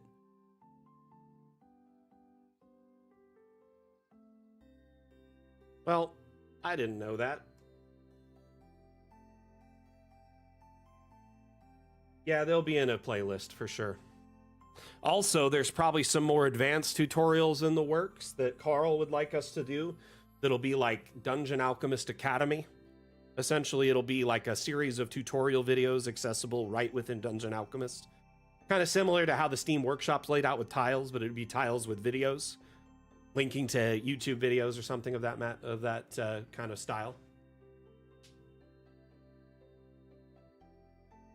As I said earlier, John, you can't adjust the height of the second floor. They're all based on the first floor.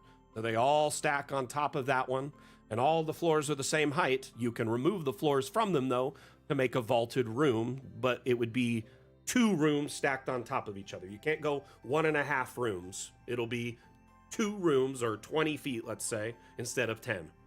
So there's no in between. It's the wall height, the wall height. The only way to get a separate height building would be to do a building you raised up or lowered adjacent to it. I think I'd crash this map, I'm not gonna lie.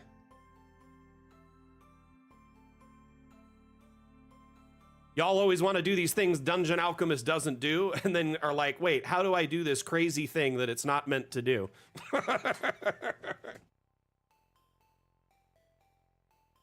Swamp, by the way, you can also, build floating buildings in the new update as long as you're not in a legacy map. I saved right before I did this. I'm just gonna wait. I'm patient. Usually just waiting and clicking wait if this ever pops up, because Windows will think it's crashed long before Dungeon Alchemist actually can crash. Just give it time. It needs to think. Map's 85 by 82. I've done so much custom like finagling and work with it that I'm bound to take some time to generate a new structure in it.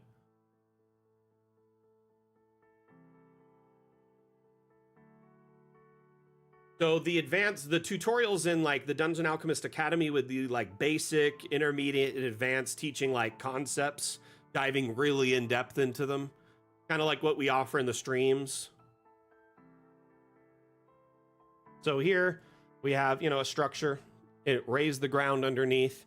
If you're unhappy with how the ground looks, remember you can always grab the terrain shaping tools and smoothen it out. Make it like, more like a natural transitional space. So it's like a natural slant, right? Put a little roadway up to it if you want to. In this build, I can't do a floating piece, so give me 1 second, I'll save. Let me generate a new map and let me save one more time. Just saved. Y'all, when you're playing a game, do you ever do that? You like save multiple times just to make sure you did it?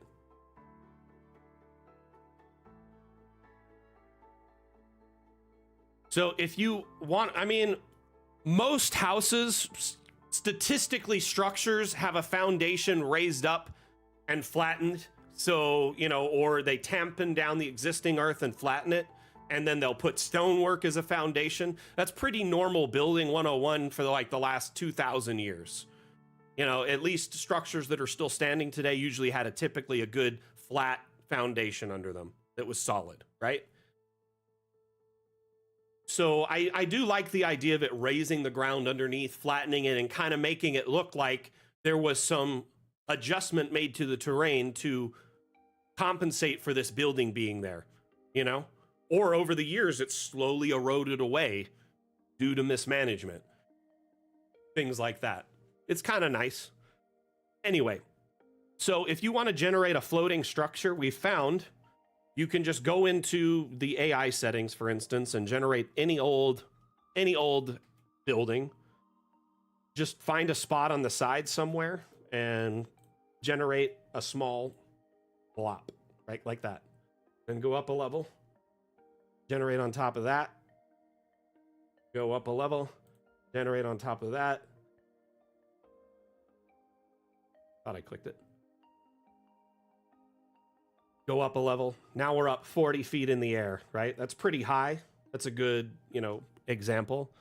I'm going to go up one more level and I'm going to delete this roof with the erase roof tool. And then I'm just going to grab one of these trees and put it over that spot. So now it basically doesn't exist from a top-down perspective. Heck, I could actually sink the tree down into it and really bury it if I wanted to. So it's like on top of it, You could put a rock there, a tree, whatever you want. In fact, I'll grab this rock over here and oops. Now that's covered. We don't even see it. But what this does is it's raised the build height to 5 floors high. So now I could come over here and generate a structure in the air. Make sure you enable all these, check boxes again. Give yourself a floor. If you don't want any objects, generate it without objects, whatever. Now we have a floating structure. Here you have essentially what is the basis for a Baba Yaga hut, or a wandering castle, a floating tower, a giant castle in the sky. You can use any of the room types for this. You can add on to the sides and, have hallways and balconies. You can go up levels and keep stacking on top of it.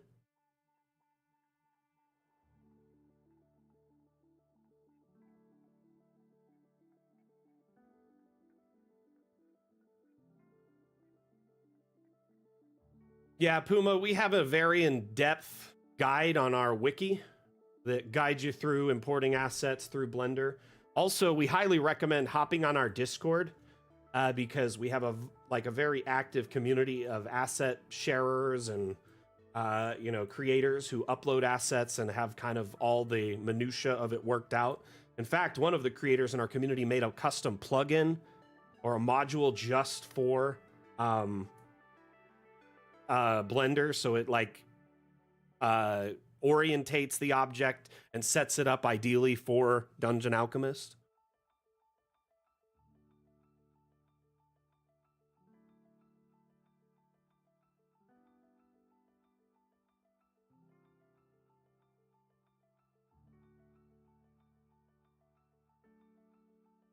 But isn't it kind of neat to do these little weird, like, awkward shapes? Oops, what happened there?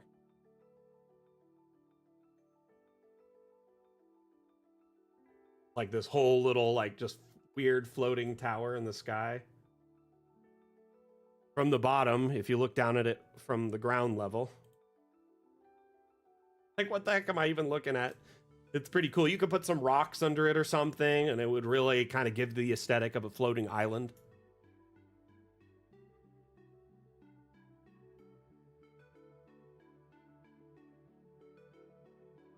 Okay, so now let's say I wanted to turn one of these rooms into like a vaulted room that was taller, right?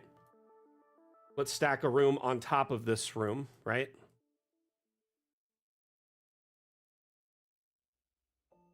Try and make it roughly the same shape.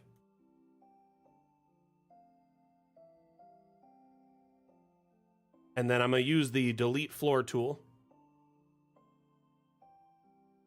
Now this room is vaulted. Actually, let's do it just to this plate.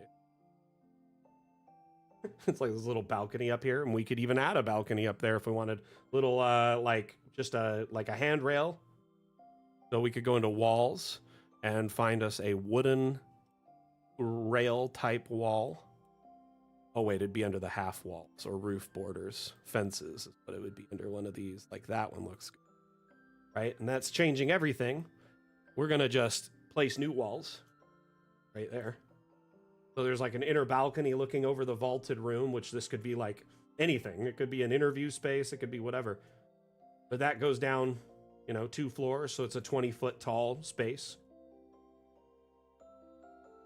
Currently not, Lex. Anything work like that, if you want transparent layering for your foreground layers, that's extra work you're gonna have to do in post. What I would recommend doing is finish your whole map, get it all done and ready for export, right? Save it, export it normally, like you normally would, and then go File, Save As, right? In fact, let me show you on a different map so it makes more sense.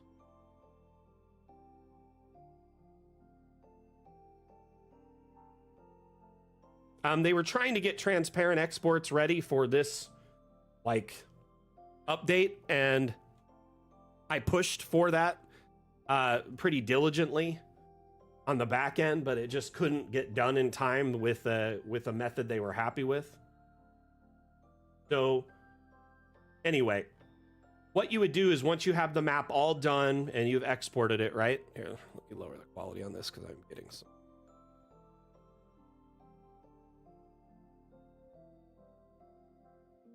Only on medium, huh? Probably because I'm running at like 2K red. I may need to go back down to 1920 by 1080 for a while. Anyway, so here we have this map, right? I've exported it. Let's say, assume I've exported it with all layers and the roof, right? So I had this right now. That's my like master. Realistically, you only need the foreground layering on the roof layer, so you could just focus on that layer for the next portion. And what you would do is you would essentially go into your map and go to Save As to splinter it off into a new version of itself. And in this map is what you would cater to the export for foreground layering. So File, Save As. Once you've branched it off and have a separate map, there's 2 ways to address this. And depending on how you built your map can make all the difference. So with my build, I built an exterior kind of walkway, like road, right? And I did that by generating a room with, just using like the alley room type. So it has this nice cobblestone. And then I put like a half hedge as a wall. So it has a wall on the outer side that's a hedge, but it's technically a room for all intents and purposes. Dungeon Alchemist considers it's a room.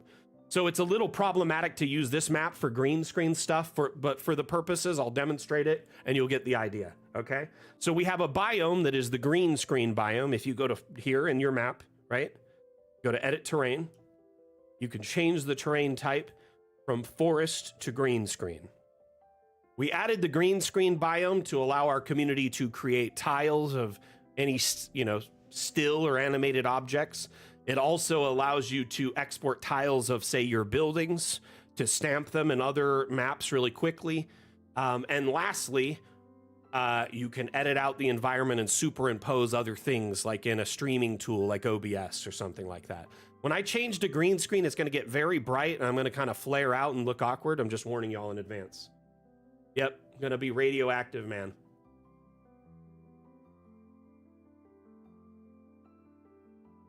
Notice it deleted a lot of the trees, but it didn't delete all of them. Essentially, what you would want to do is go through and remove all the objects on this layer, right? And then you would export it, like anything outside of, say, these roads, so the trees particularly. You would export it with just this. Now, in your case, it would be trimmed all the way back to the building, most likely, because you probably don't have a build, like a room outside of your rooms. But if you did, this method may not work for you. The reason I like to use this biome, though, is because there's no shadows from any of the objects or buildings, so it makes it much easier to edit in your editing tool of choice. I'm going to undo this, though, and show you the other method.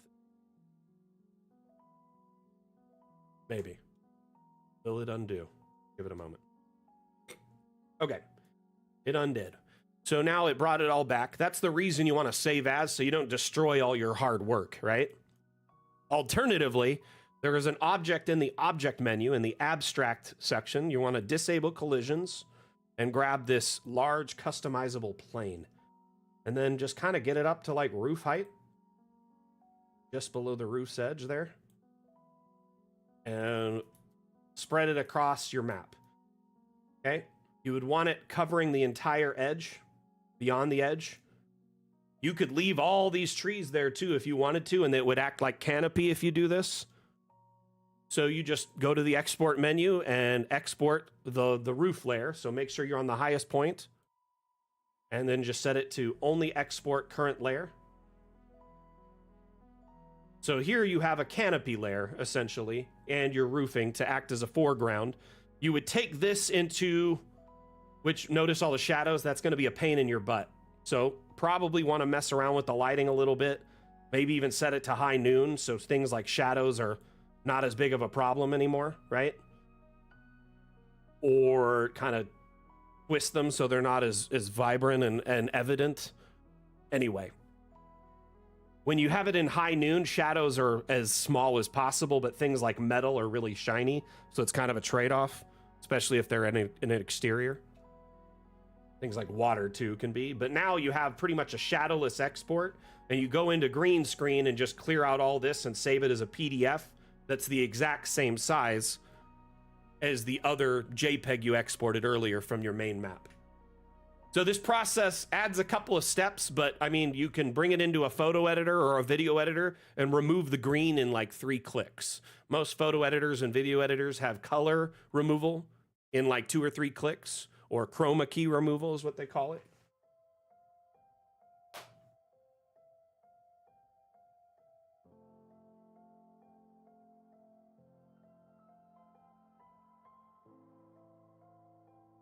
So essentially that gives you your roof foreground layer, all of the trees, which your players may want to walk under, right?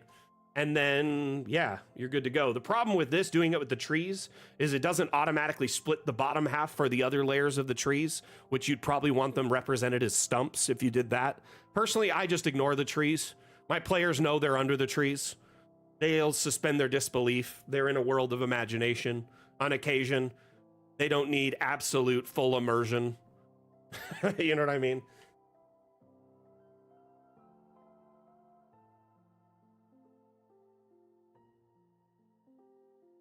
So there's 2 methods to kind of give you that foreground layer for now, if it's something you absolutely need at this time with a transparent kind of backing around the roof. So those 2 methods, either way, you're going to have to run it through a photo or video editor on the back end. Just make sure you don't crop the overall image. Got to be the same size. So when you set it as the foreground layer later, it's the exact fit over the existing map.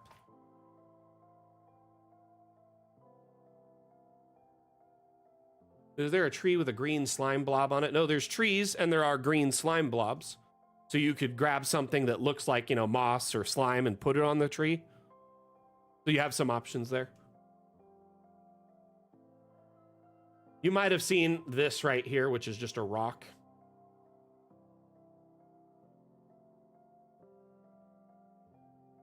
Yeah, it might have just been your eyes playing tricks on you, because I don't think there's a tree that does that, actually.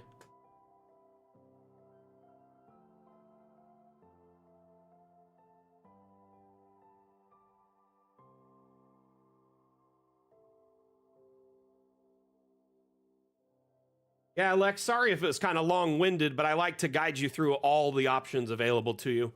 I hope in Fun with Objects Part 2, the second half of this release, we figure out transparent, you know, exports, or even offer a transparent biome. Personally, it would be great if at the end of your build, you switch it over to transparent and export, or if just on the roofing layer, everything below that was like invisible, you know, and transparent. We'll probably have to play around with it, because at the end of the day, I think people want transparent options for two reasons.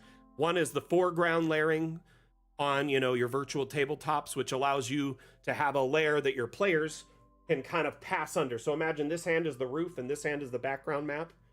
When your players walk under that roof, it peels back and then you see the ground underneath, and it's kind of a neat immersion thing. I do agree with why you want that. I just think it's just a matter of time, and it's early access wonkiness that you don't have it. You know what I mean? So in addition to that, I think a lot of people want the transparent background so they can make tiles, animated assets that if your players, you know, walk by them, they do something, or if they touch them, they could trigger it, like opening a chest or a door or a gate, or maybe those cool drills or pipes. You know, it'd be neat to have those as a tile that you can have on the map that's there and animated without having a full animated map. Or maybe you can move the tile around if it's something that's like drivable, like a cart, you know? Anyway.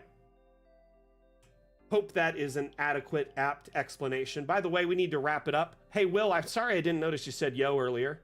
Appreciate you dropping in. Hope you're well.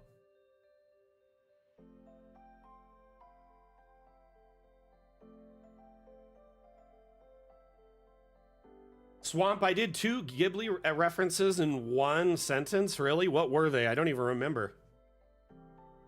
That's just how intertwined Ghibli is into my life.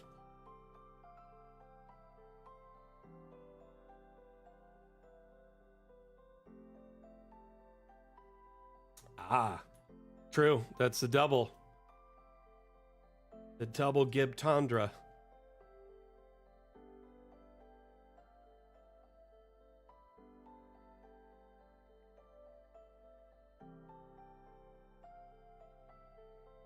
I like that attitude, Mosey. Honestly, a lot of people have been really irritated that their legacy maps don't support multi-level, which I get. It's frustrating, you know?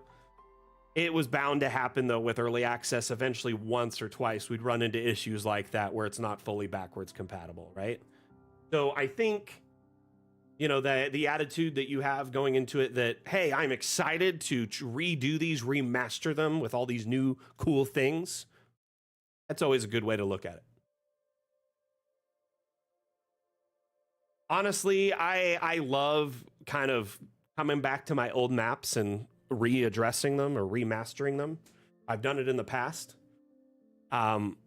So I have this map here, which is my Prospector's Mine. It's a really old cave map I made ages ago.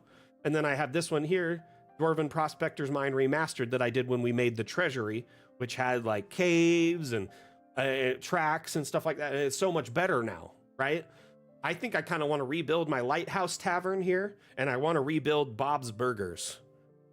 Or Robert's Tavern and Red Meat Tavern and Inn is what I called it. So if you're a fan of Bob's Burgers, this map is actually like a tribute to the Bob's Burgers show. Tons of Easter eggs and stuff in there, but I built this ages ago.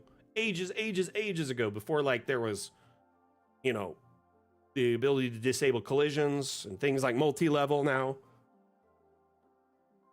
So I think it'd be fun to rebuild these. I also want to rebuild the Hocus Pocus map, but I want to do it with Sack because we worked on it together. But Sack doesn't like remastering his builds. He only likes to do them once, one and done. He moves on from them, and I like that. It's an interesting artistic style. But me, I like to rebuild them to see how Dungeon Alchemist has changed. You know what I mean?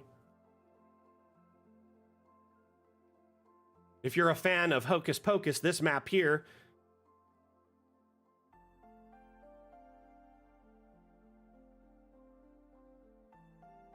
Lex, I'm not sure what you mean. You can't convert an old legacy map into the new. They're still DAM files, but legacy maps you can't add multi-level using the new multi-level tools in the room draw tool. You can't jump up and down levels in the old legacy maps, if that's what you're getting at. There's no way to upgrade them or change them. They are just legacy from here on out.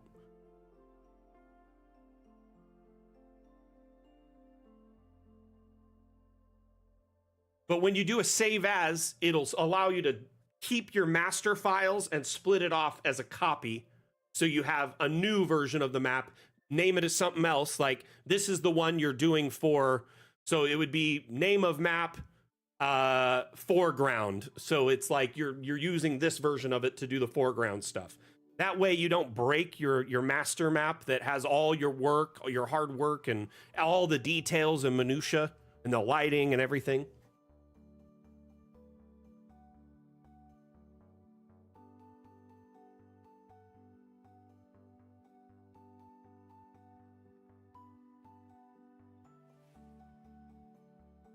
I made these tokens custom for this build.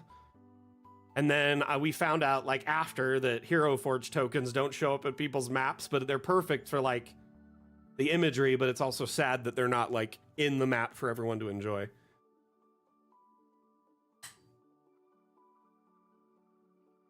Swamp, I honestly wouldn't recommend it. First off, if you all do something like that, converting legacy maps to new, if you find some way to do it, more power to you, but we cannot provide any support for it. So just letting you know, if you're doing something like that, you may risk destroying your maps. Though if you do find a novel solution for it, if you throw up a Git repository, I'm sure the devs would be very interested in looking at it and might even reward you with a bounty for figuring it out. I know in the past they've worked with people who have put Git repositories of like figuring out weird workarounds for things within DA. So who knows?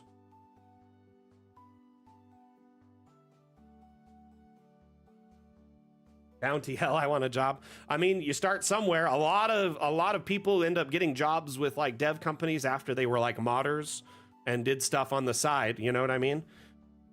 Like there's a whole like entire group of like developers that got their start in like modding.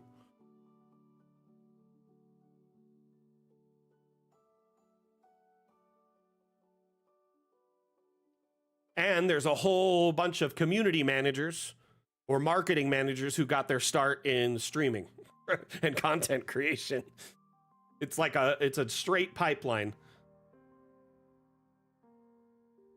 The content creator to community manager pipeline.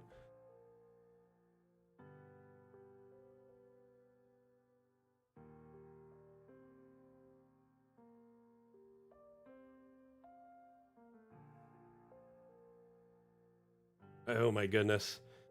Y'all, I mean, if you do that, more power to you, but just, yeah, you're stepping into territory that, you know, we just cannot provide guidance to, at least, you know, in a professional sense. You know what I mean? The devs may be able to chat with you privately about it and provide guidance and stuff, but I don't know if they would be, you know, offering support.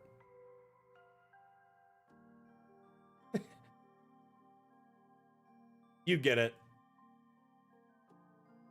Yeah, as long as you have backups and backups, you know, remember 1 is none, 2 is 1, 3 is 2. Have backups of your backups, have your master map, have a map on the workshop, have it on an external drive, and then make a save as copy and then mess with that one. You know what I mean? Anyway, everyone, it's time to wrap it up. We're about 20 minutes past the hour. Thank you everyone for being here today, for tuning in, hanging out while we discussed your favorite map making program, Dungeon Alchemist, and of course worked on the cemetery map, which was quite fun. The cemetery didn't get a whole ton of work done, but I'm getting the shapings of this next area. Once I get like the walkways laid out, it'll be so much easier to just put some graves in there and call it a day.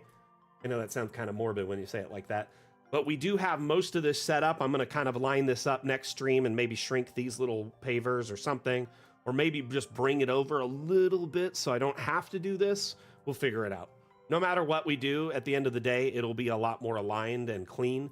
And then we're going to start parceling off these little areas to figure out where graves will go.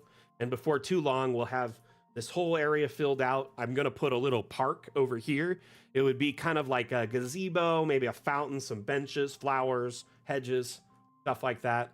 We kind of have a few areas mapped out what we're going to do. I'm going to come back over here, and then I'm going to slowly transition from these graves into the nicer new graves and headstones. So it was like a transitional period of time when they went from more basic graves to more advanced ones.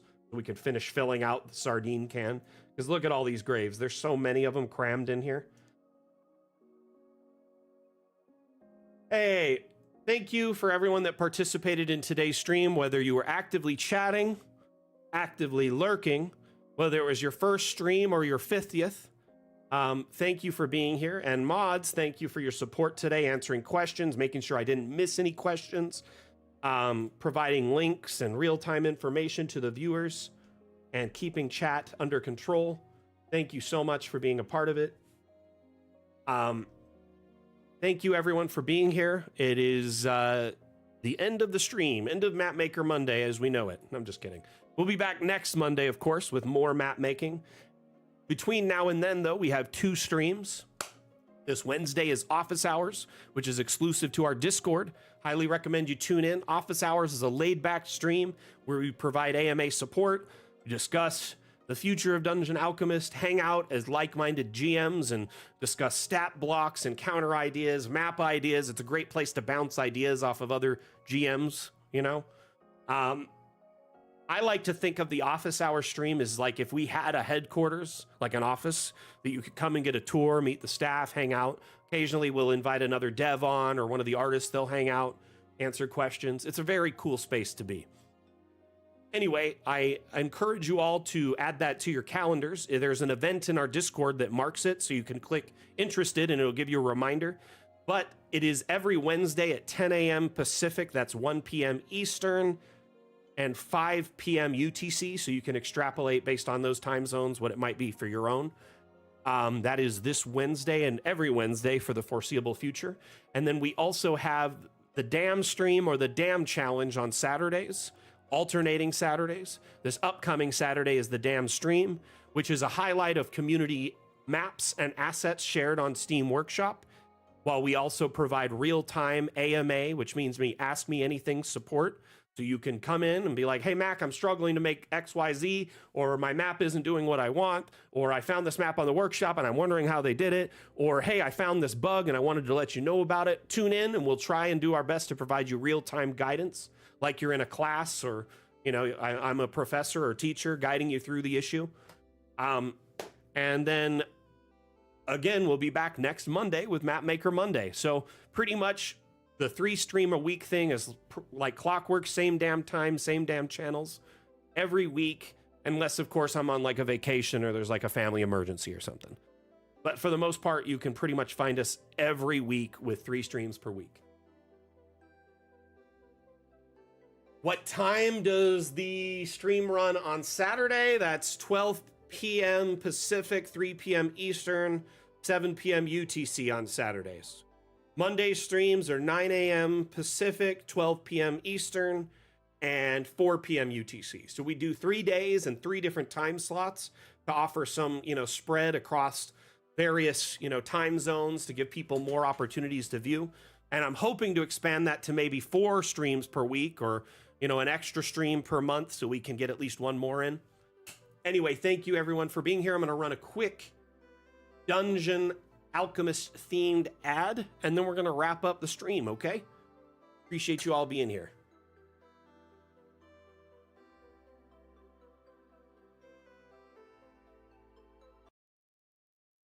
But can it handle curves? But can it handle curves? But can it handle curves? But can it handle curves?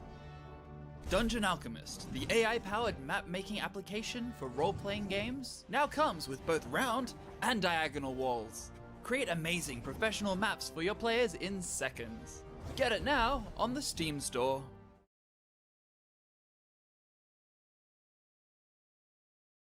All right, everyone. Thank you for tuning in. Been an amazing stream. Appreciate you so very, very much. Again, this is Mac, your community manager for Dungeon Alchemist. Dungeon Alchemist is available on Steam. We offer a free demo so you can try before you buy and test drive it on your system to see how it runs before you invest any serious time or money into it. Lastly, Dungeon Alchemist is on sale for 20% off through July 24th. So a limited sale, a chance to get a discount on Dungeon Alchemist. So if you've been sitting on the fence waiting to buy it, now might be that time to, look into investing into it because you get that great deal. Lastly, or in addition to that, if you have a friend, family member, DM you love who may be interested in Dungeon Alchemist, let them know, or maybe even just gift them a copy. The more people who know about Dungeon Alchemist, the better, I say. Anyway, thank you everyone for being here. We'll see you next time I give a damn. Back out. Bye.